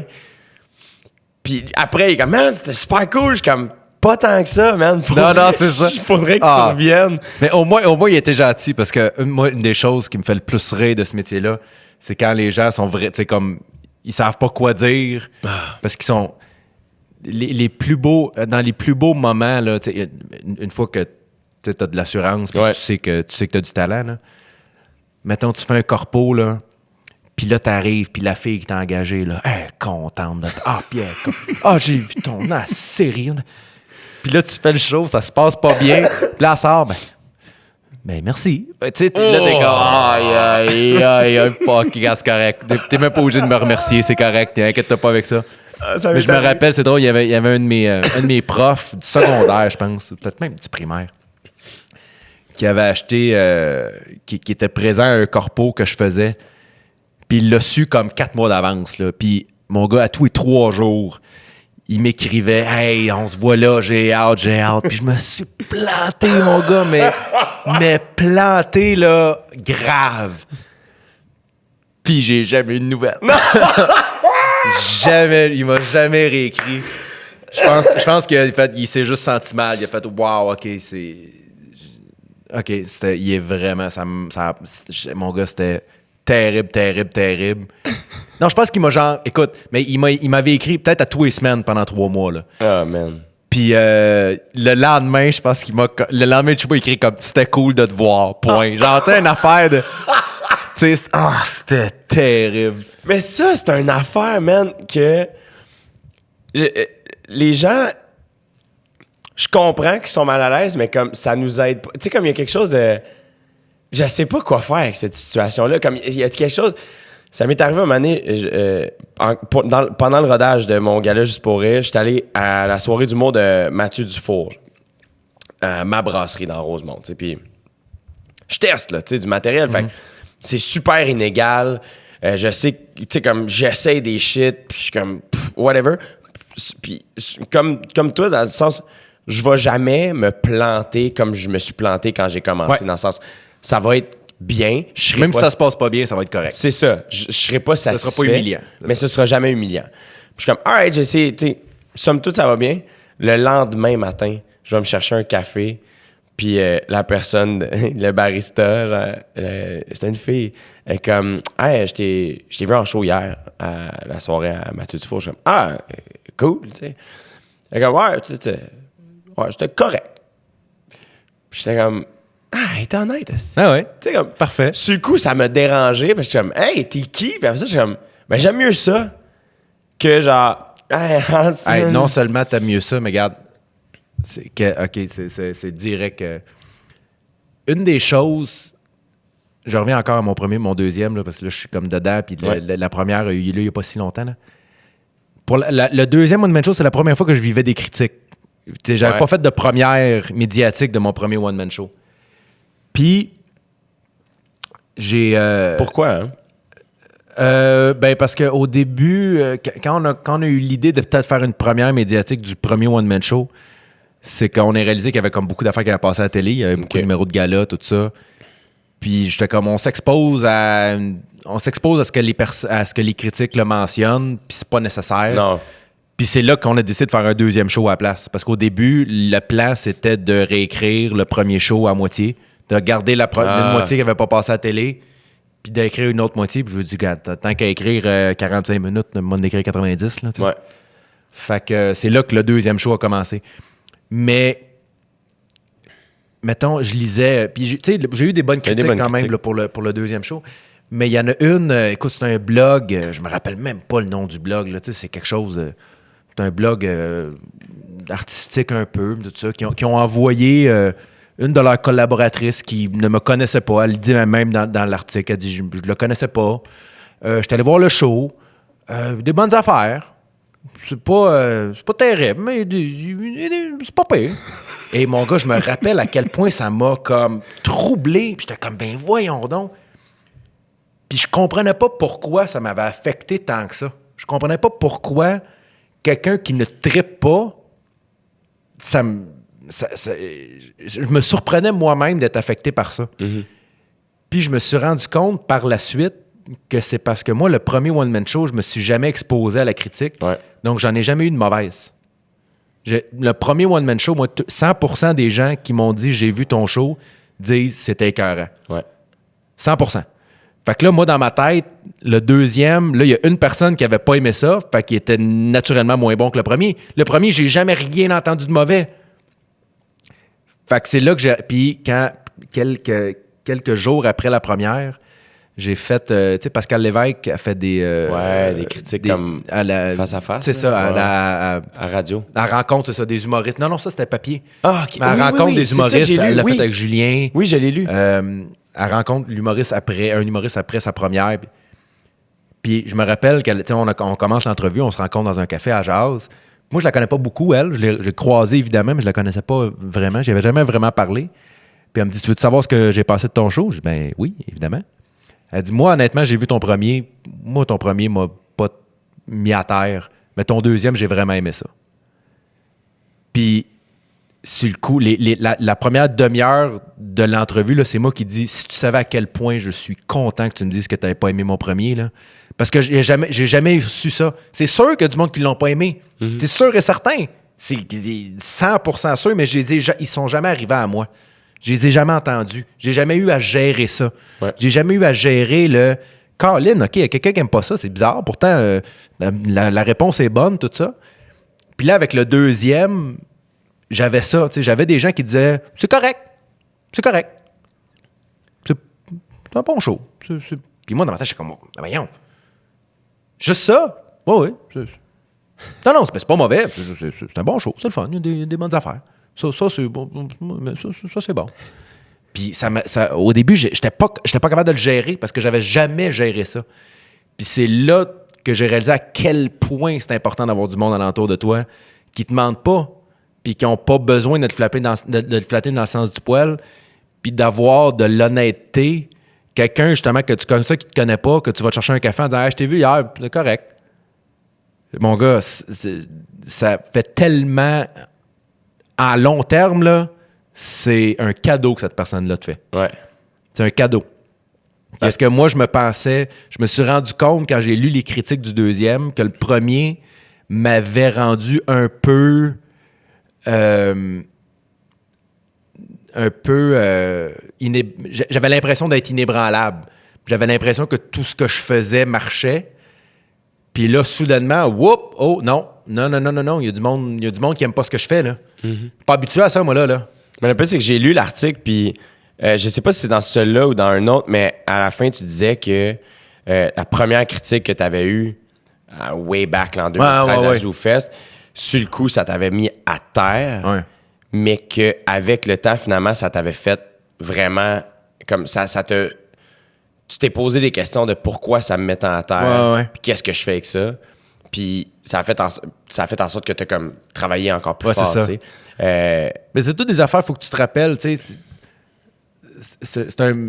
C'est vrai dans tout, mais beaucoup dans ce métier-là aussi où il faut que tu apprennes du passé, tu sais. Mm-hmm. Il faut que tu te souviennes que un jour, tu vas le voir différemment.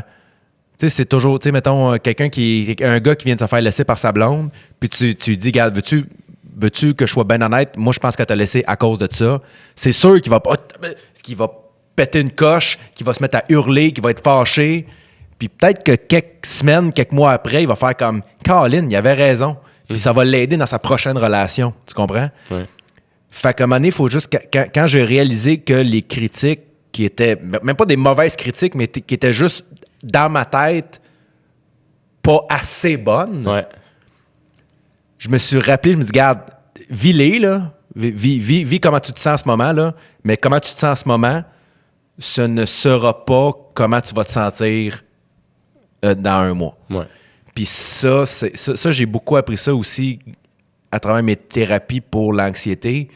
Quand j'ai compris que quand je file pas, quand mon cerveau spin, quand je suis pas capable de gérer, quand j'ai le goût de tout shut down, c'est pas moi, ça. Ça, c'est une facette de ma personnalité qui n'est pas moi. Là, en ce moment, ça donne rien de prendre des décisions, ça donne rien d'essayer de comprendre, ça donne rien... Là, en ce moment, c'est pas toi, là. C'est un moment où tu te sens pas bien. Quand la tempête va être passée, tu vas pouvoir revenir là-dessus puis faire une réflexion là-dessus. Fait que j'essaie de mettre ça dans plusieurs autres facettes de ma vie aussi. Puis... Mais c'est parce que dans ces cas-là, j'imagine que déjà... Parce que moi-même, quand, mettons, ça arrive à tout le monde, là, des moments où ça va pas, là, mettons, là, puis tu te mets à paniquer, ne serait-ce que juste te dire, hey, en ce moment, dire ce que tu viens de dire, là, en ce moment, c'est là, ça va pas. Ouais. Juste de dire ça, c'est en ce moment. Puis ça va passer. Déjà, comme, il y a une coche de panique qui s'enlève, tu sais. Moi, c'est niaiseux, mais les dernières fois où je suis devenu bien animé, puis ça allait pas, je savais pas quoi faire. Mon réflexe a été de pogner un cahier puis d'écrire juste. Bon, en ce moment, je panique. Pas à cause de tout ça. Blabla. Puis là, c'est ça qui me ramène, tu sais. Toi, Mais c'est comme ça, tu sais, c'est tout à fait ça. Puis c'est important de... En tout cas, pour moi, j'essaie d'appliquer ça le plus souvent dans ma vie, que ce soit même des moments où... Que ce soit en amitié ou dans ma vie professionnelle, tout ça, des moments où je sais que là, en ce moment, c'est pas le temps de prendre des décisions. Ça va passer. Vis-les, là. C'est important de le vivre, de pas... Sois honnête avec ce que tu ressens en ce moment. Mais un jour, ça va passer, ça. Puis... fait que ça a été ouais, beaucoup ça pour les critiques. Ça a été... il a fallu que je me rappelle ça, là. De dire, regarde, là, en ce moment... Parce que... T'en as-tu fait une première, toi, de ton show? Je n'avais pas fait. J'avais écrit... dans le fond, c'était une première. Dans le fond, c'était une entrée dans les grandes salles. OK. J'avais pas invité de médias. OK. Ben honnête, parce que j'avais peur. Ben honnête avec toi, là, je pense que j'ai pas encore la peau assez épaisse, j'imagine, là, ou je sais pas. On dirait que... Je sais pas pourquoi, mais le stand-up, c'est la chose qui est la plus importante pour moi, puis c'est la chose que je trouve la plus difficile, mais sur laquelle je travaille le plus fort. Puis je trouve que c'est la chose qui se fait critiquer le plus, des fois facilement. Puis je fais comme... C'est un drôle de feeling, pour vrai. Pour l'avoir vécu, là, c'est un drôle de feeling quand après ça, tu fais ton show sur lequel tu as travaillé, puis, tu sais, moi, ça a été, comme je te dis, plusieurs mois de réflexion, puis de casser la tête, me demander si ça va être bon, puis... C'est pas nécessairement toujours le fun. Là. Non, c'est même ça. beaucoup moins souvent le fun que pas le fun.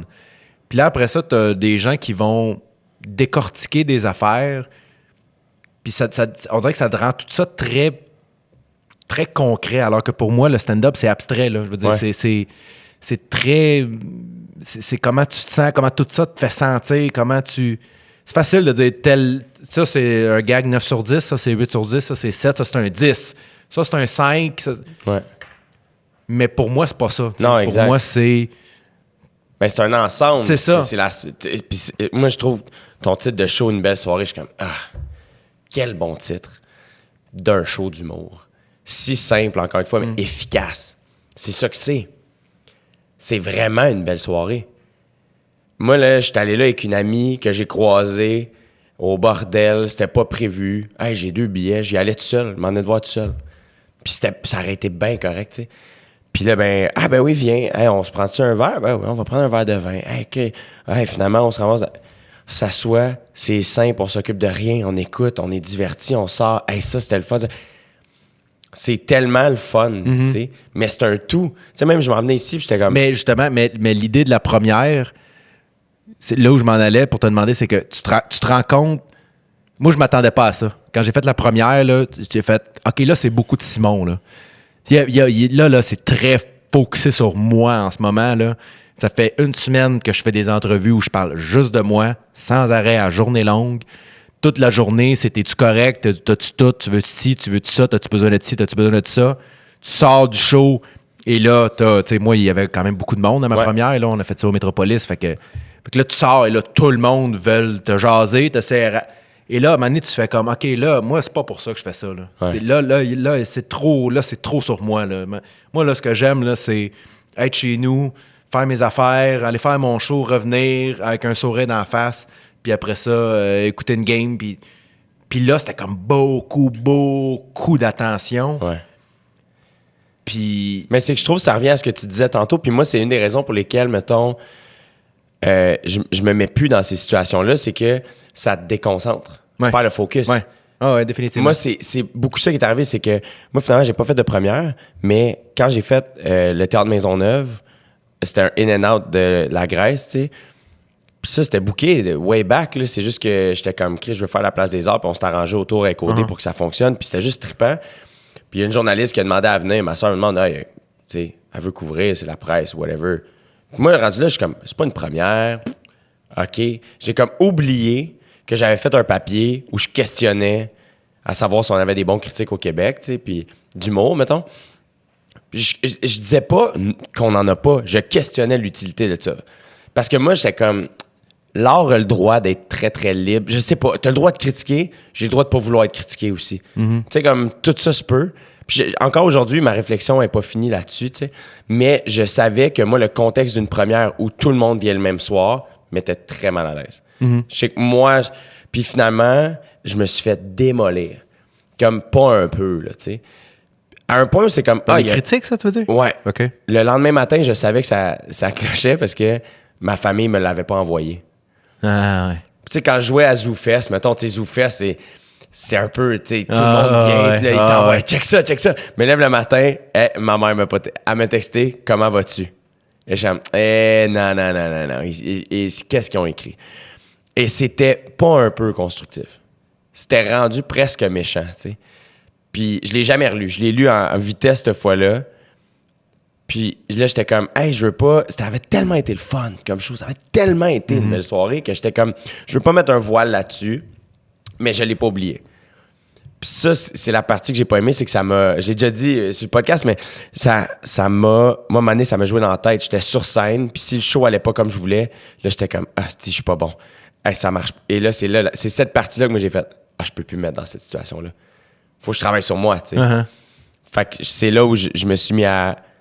Je suis comme mon prochain show, puis who knows, tu sais, ça va être dans plus long. Ça va être loin, là, mais je pense pas refaire une première, tu sais.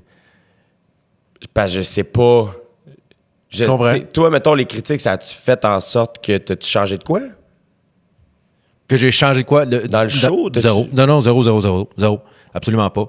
Mais comme je te dis, il a fallu que je me parle, par exemple. Ouais. Parce que dans la semaine suivante, après la première, quand je lisais, il y a des commentaires qui revenaient souvent. Puis là, je me disais, OK, si ça revient souvent, c'est parce que c'est assez présent. C'est là que je me suis dit, garde, attends. Fais juste attendre, là. Si ça te gosse encore dans 2 semaines, on gérera, là. Mais là, en ce moment, c'est pas le temps de prendre des décisions. Voilà. C'est pas le temps de tout changer. C'est pas le temps de te poser des questions parce que t'es pas dans un état d'esprit où tu vas trouver des réponses. Mais moi, quand j'ai lu ton article, ça m'a fait questionner. J'ai fait, ben oui, j'ai peur des critiques parce que j'ai peur qu'ils touchent au bobo que je sais que j'ai, tu sais. Ouais, mais c'est vraiment... C'est un... Comme tu dis, même moi, je sais pas vraiment ce que j'en pense de ça. En même temps, faut être conséquent du fait que je pense que depuis 10 ans, j'ai pas vu un film sans lire la critique avant pour m'assurer que c'était bon avant d'y aller, genre. Ouais. Fait que j'ai absolument rien contre le métier, contre... Je pense que c'est surtout nous, en tant qu'artistes, qui doit se détacher du côté personnel de ça. Tu comprends? Oui, absolument. Le critique d'un tel journal qui fait il se dit pas que c'est tout. Il y en a rien à foutre que tu lises ou pas. Ouais. C'est son métier. Ouais. C'est sa job il est payé pour faire ça.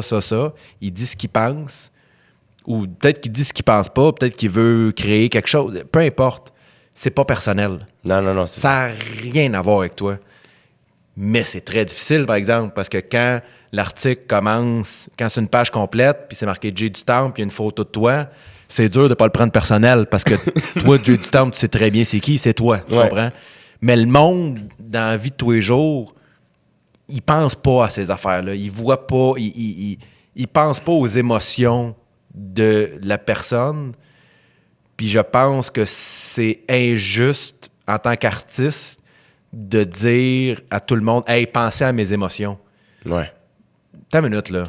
Je le fais pas plus. Je veux dire, dans la vie de tous les jours, je suis pas en train de penser à tout le monde, comment ils se sentent.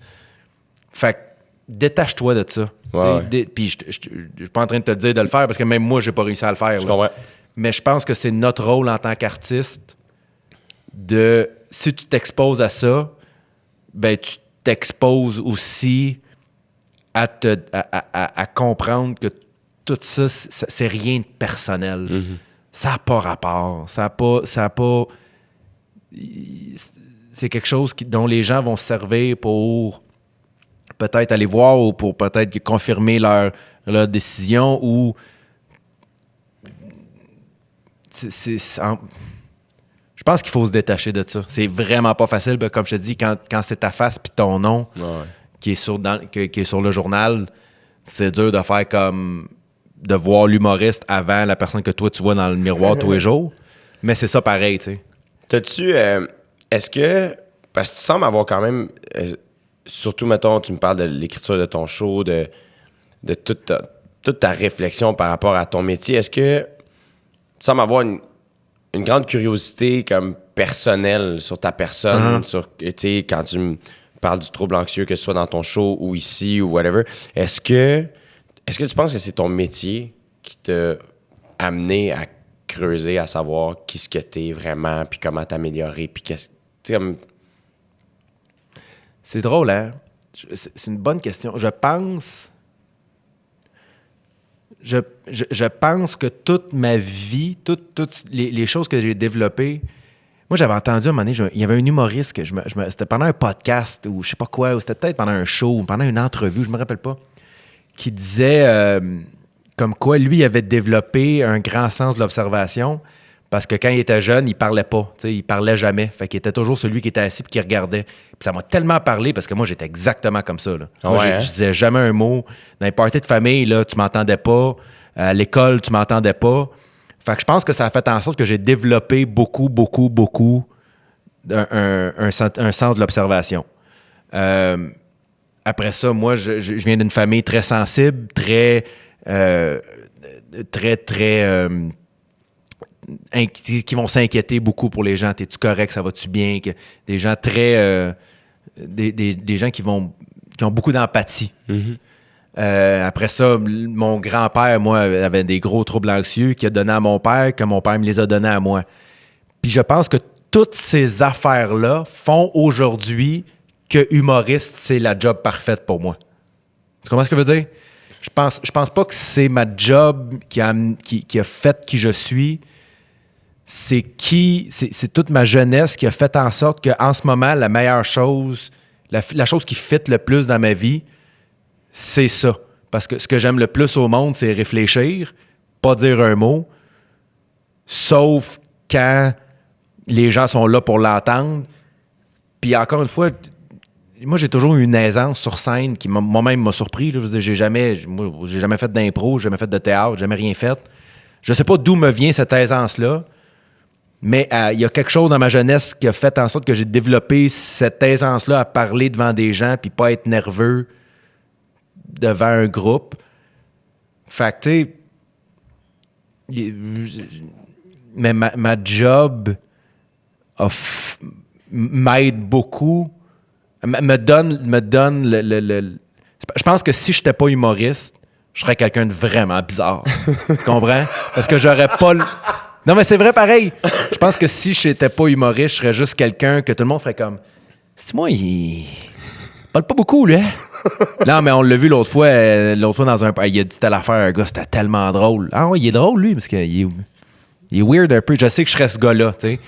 Ma job me permet que toutes mes vices, entre guillemets, ou toutes les affaires weird sont mis à bon escient. C'est ça, sont mis à bon escient et se dirigent vers quelque chose où je peux le faire sortir, où je peux gagner ma vie de ça.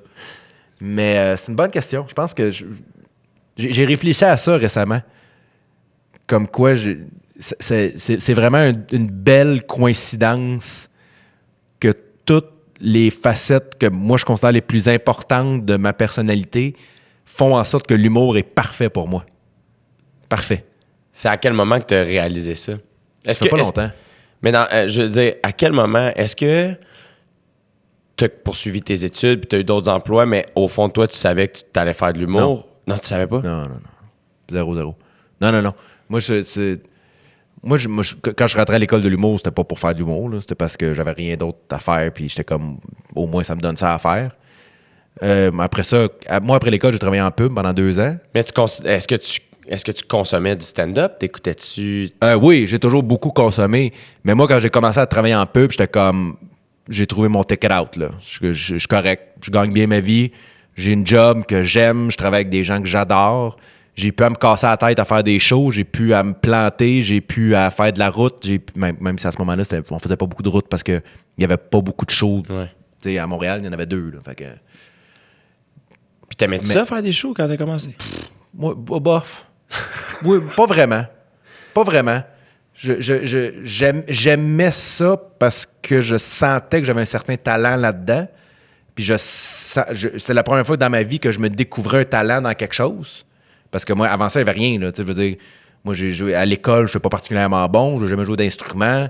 T'étais comment comme étudiant? T'aimais-tu ça? En moyenne. Là. Ouais, t'étais juste... Moi, L'école, ça te rendait-tu anxieux? Moi, je détestais l'école. Ah ouais. C'est drôle, moi, je n'ai parlé de ça à ma blonde il n'y a pas longtemps. Ça fait un bout qu'on est ensemble, on s'entend vraiment bien, on parle d'enfants, tout ça.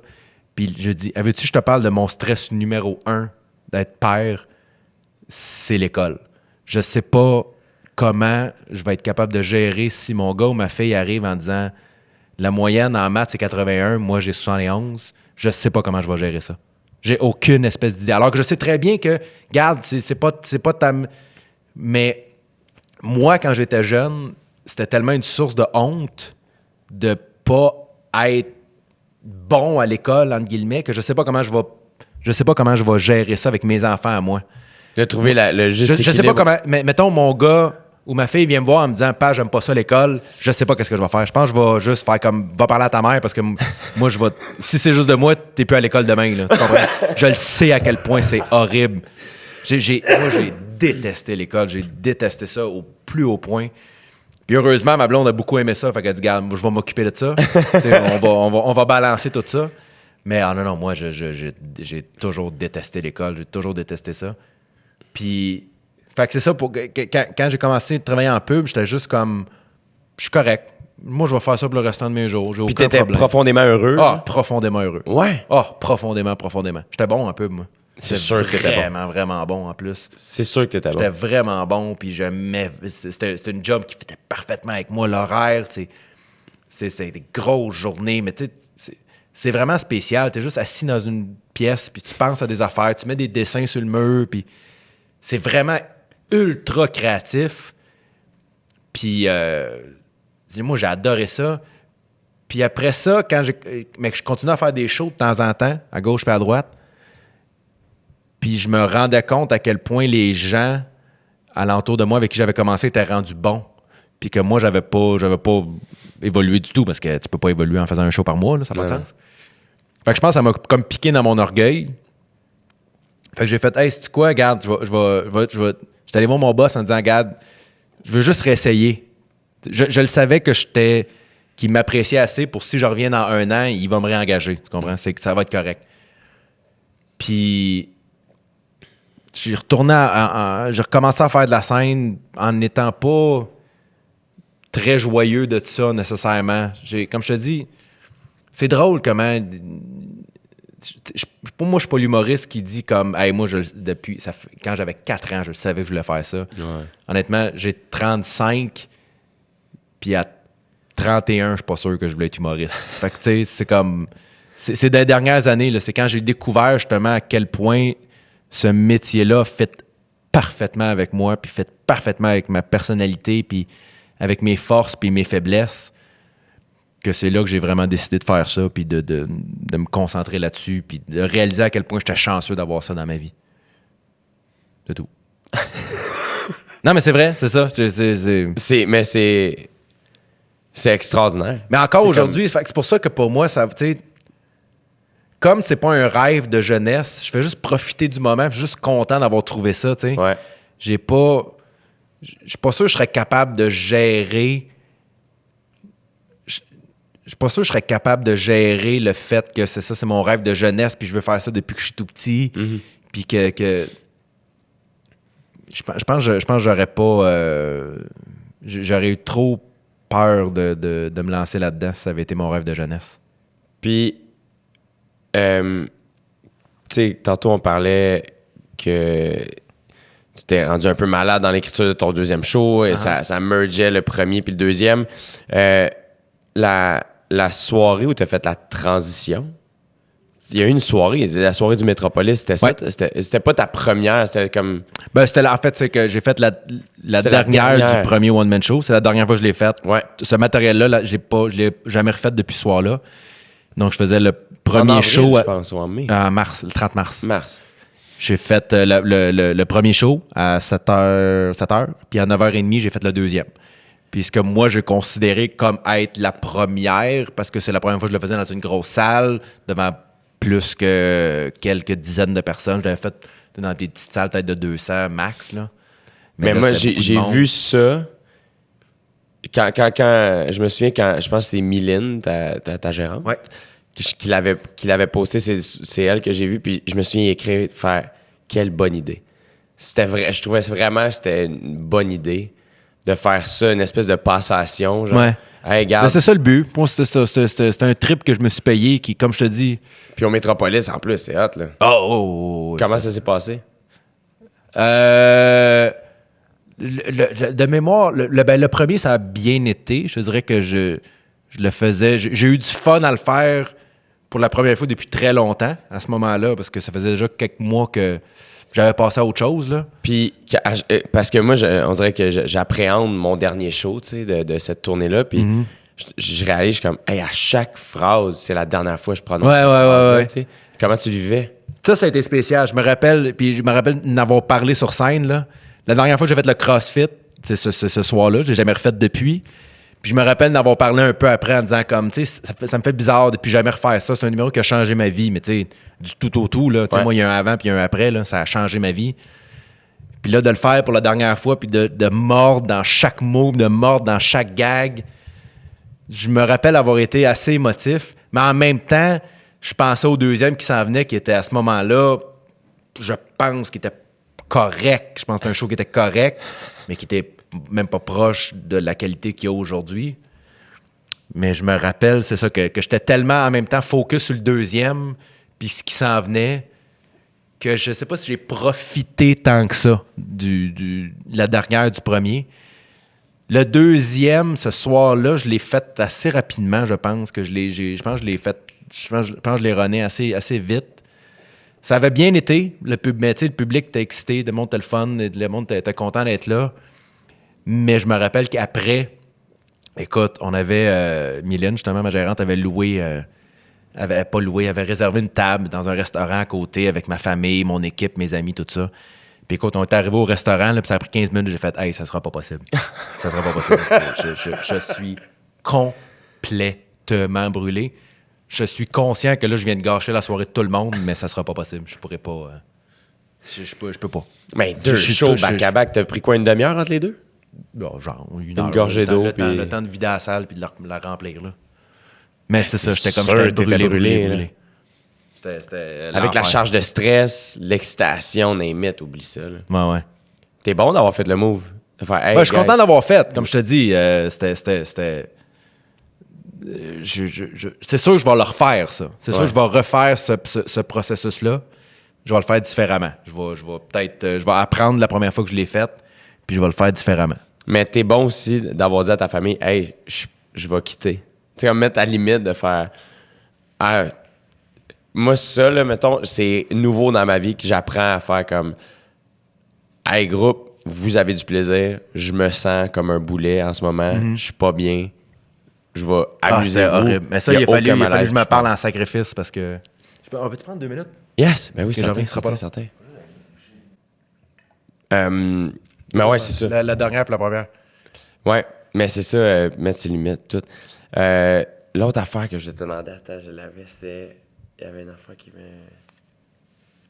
Ah oui! Mais il y a tu sais, tu l'as dit plusieurs fois, tu travailles beaucoup, encore une fois, tu sais, de faire la dernière de ton show, tu sais, comme d'avoir 2 tournées qui s'overlappent, tout le kit. Comment tu fais pour décrocher de l'humour? Parce que moi, mettons une conversation comme on vient d'avoir, j'aime ça, parce que moi, parler d'humour, matin, midi, soir, poser des questions à un humoriste que je respecte puis que je look up to, Ouais. j'ai tout à apprendre. Je me demande si je décroche vraiment. Ouais. Je me demande si je décroche vraiment, mais en même temps, moi, il y a quelque chose qui me fascine mettons, de la génération en dessous de moi. C'est à quel point... Des fois, quand j'arrive au bordel, puis il y en a un là, qui fait « Ah, j'ai passé la journée à filmer telle affaire » ou « J'étais en tournage pour ça » ou moi, je suis comme hey, man, mais comment vous faites pour faire autant d'affaires d'une journée? Moi, si je faut que je fasse 15 minutes un soir, c'est ma journée, là. Oublie ça, là. Tu sais, moi, je suis comme... Tu sais, moi, maintenant, ma gérante, elle le sait, là. Tout quand j'ai des choses à faire, là, c'est lundi, mardi. Des entrevues, lundi, mardi, parce que mercredi, jeudi, vendredi, samedi, je suis en show. Puis je peux pas penser à rien d'autre. C'est impossible. Ça arrivera pas. Lundi, mardi, je peux faire toutes des affaires, je suis pas en show le soir. Après ça, oublie ça. Fait que je pense que je décroche dans le sens que je fais pas rien d'autre. Tu sais, je fais pas de télé, je fais pas beaucoup de radio, je fais pas beaucoup... Tu sais, ça, des affaires comme ça, j'adore ça, faire ça. Ouais. Mais j'en fais pas énormément, tu sais. Mais je décroche jamais vraiment. J'arrête vraiment jamais... J'arrête vraiment jamais à penser à mon métier, puis parce que, comme je te dis, ça fait tellement maintenant partie de ma vie, c'est tellement une seconde nature maintenant que je peux pas m'en détacher. Je peux pas m'en détacher. C'est pas punch in, punch out. Quand je vais sur scène, là, je travaille, puis après ça, je travaille plus. C'est juste... Le show fait tellement partie de ma journée maintenant. Il n'y a plus, tu sais... Ça fait partie de mon quotidien. Je fais des shows, c'est ça que je fais. J'en fais beaucoup. Puis je sais que les jours de show, ben le matin, ça se peut que je dorme un peu plus. Puis l'après-midi, s'il faut que je fasse quelque chose, ça se peut que je le fasse pas. Puis je me connais maintenant. Fait que je décroche puis je décroche pas. Pour répondre à ta question, là, je décroche jamais vraiment, mais comme j'ai beaucoup de temps pour moi, parce que reste que si je fais 3 shows par semaine, c'est pas mal juste ça que je fais de ma semaine. Je finis par avoir en masse de temps pour décompresser. Mais je décroche jamais. Jamais, j'ai jamais... Puis, tu sais, moi, une semaine de congé, là, tu sais, si, mettons, je me dis, OK, là, tu sais, ça m'arrive, mettons, j'ai une semaine pas de show, ça va me faire du bien, je vais faire comme, OK, je vais pouvoir aller souper, aller voir des amis, tout ça, je vais pouvoir en profiter pour... justement faire des choses que je sais que les jours de show, je peux rien faire. Fait que là, je vais pouvoir en profiter, mais en même temps, mettons, ça m'arrive des fois de voir... je suis capable, tu sais, comme je te dis, j'aime ça des fois pas faire de show. Mais quand je vois, mettons, sur Facebook, la photo d'un humoriste qui est sur la plage, comme... T'es content, là? Moi je capoterais, mon gars. Je sais pas comment tu fais. Je sais pas comment tu fais pour décrocher. Je sais pas. Moi, je serais sur la plage, là, puis je serais en train de me dire, là, je devrais ne pas être en train de penser à l'humour. Oui. Là, en ce moment, je devrais juste penser au soleil, à quel point le sable est chaud. Mais là, je suis juste en train de penser à un bit sur la plage, sur les tout inclus, sur voyager, sur ce que j'ai vécu à l'aéroport tantôt, sur à quel point, quand le douanier m'a demandé si j'avais quelque chose à déclarer, je me suis mis à penser que j'avais déjà commis un meurtre. Puis là, ça part. Là, je suis comme, non, là, il faut que tu décroches, il faut que tu arrêtes d'y penser. Mais fait ça, je pense que c'est le cerveau du du humoriste. Si je prends une semaine de congé, il faut que je sois Je suis pas... tu sais, je suis sur le banc. Pendant une semaine, je suis sur le banc. La game se passe, je suis encore dans la game, mais je suis sur le banc. Je repose mes jambes pour revenir, mais comme je te dis, quand je vois des photos de collègues en vacances, là, je suis comme, mon Dieu, que t'es chanceux d'être capable d'être content de... Ah, ça me fait paniquer. C'est vraiment bizarre. C'est vraiment, vraiment bizarre. Le pire, c'est que je me prévois un voyage là, tout seul pour relaxer puis décrocher pour vrai. Puis c'est un de mes stress. Parce que, mettons, ça m'arrive rarement. Là. Ma mère m'a dit ça cet été, comme, tu sais que les gens, normalement, ils ont une journée off par semaine au moins, tu sais. Puis j'étais comme, hey man, le peu de fois où ça m'est arrivé d'avoir une journée off, là, je sais pas tant quoi faire. Mais on dirait que je vais dans les extrêmes. C'est ça l'affaire, c'est que je suis pas capable de faire un week-end par mois. Fait qu'on dirait que je travaille tout le temps, et là, je fais, OK, 3 mois.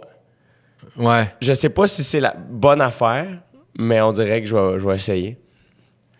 Mais en même temps, je te dirais qu'avec les années, tu vas apprendre à accepter ça. Tu vas apprendre à accepter le fait que tu n'arrêtes jamais d'y penser. Puis ça me permet, moi, maintenant, mettons, là, pendant les vacances, tu sais, le Noël s'en vient. Je vais partir une semaine. Moi, ma blonde vient de Chicoutimi. On va partir une semaine. Tu sais, je vais être capable d'avoir juste du fun, puis de passer du temps avec ma belle famille, puis avec sa famille, puis de jaser. Mais je le sais que dès que quelqu'un va dire quelque chose, je vais me mettre à penser, puis je vais me mettre à me dire... Je l'ai accepté que je suis comme ça. Fait que ça me permet au moins de ne pas me taper sur la tête pendant que je le fais. Ouais. Je le sais que je ne serais pas capable de décrocher, puis ça m'aide à décrocher. Ouais, ce qui est déjà... Ironiquement... Absolument. Voilà, ironiquement, c'est ça que ça fait. Tantôt, tu parlais que toi et ta blonde, vous entrevoyez de peut-être éventuellement avoir des enfants. Est-ce que devenir père avec le métier que tu as, c'est quelque chose qui te stresse? Non. Non, puis j'ai hâte de réécouter. J'aimerais ça pouvoir réécouter. En ce moment, quand je parle du fait que j'aimerais ça être père, c'est nouveau dans ma vie, mais là, j'ai envie de ça, vraiment. Puis pas juste parce que je me mets à moi-même, parce que on dirait que là, ça commence à me travailler. Là. Puis j'ai hâte de revenir, de regarder en arrière, de dire comme, hey, voir, je peux pas croire que je pensais ça avant d'avoir des enfants. Mais en ce moment, non, ça me stresse pas. Je vois pas... Je suis tellement à l'aise, je suis tellement bien dans ma vie, je suis tellement bien dans mon métier que ça va juste s'ajouter à tout ça. Mais ça paraît. Mais peut-être que, comme je te dis, on s'en reparle dans 2 ans, puis que tu vas m'inviter à ton podcast, puis que je vais faire comme d'autres. Jamais d'enfant, mon gars. C'est la pire chose au monde. Tu vas... Peut-être. J'en doute fort, mais ça se peut quand même. Mais en ce moment, je vois pas comment ça me... Mon métier, c'est pas mon métier, moi. C'est ma vie. C'est juste, c'est comme... c'est ça. C'est ma vie. Je vois... D'ajouter des affaires ou d'enlever des affaires alentour de ça, ça changera jamais le fait que c'est ce que j'aime le plus faire, puis c'est la chose qui me rend le plus heureux. Puis ça donne que c'est la chose que tu fais le plus. Tu as fait le choix que ta chose préférée au monde, c'est à ça que tu te consacres. Puis il y a aussi que, comme on revient à ce qu'on disait au début, moi, je sais que j'ai souvent besoin de me mettre en danger. T'sais. Je sais que j'ai souvent besoin de me sortir de ma zone de confort pour performer. Puis j'ai l'impression que ça serait juste une affaire de plus, de sentir que... Moi, souvent, c'est quand je suis fatigué que je fais mes meilleurs shows, jusqu'à temps que je crash, là, on s'entend. Là. Mais j'ai l'impression que ça serait juste un ajout, un petit plus dans ma vie qui serait juste bénéfique puis qui me rendrait juste encore plus heureux. Comme je te dis, on s'en reparle le jour où il va avoir une face puis un nom. Là.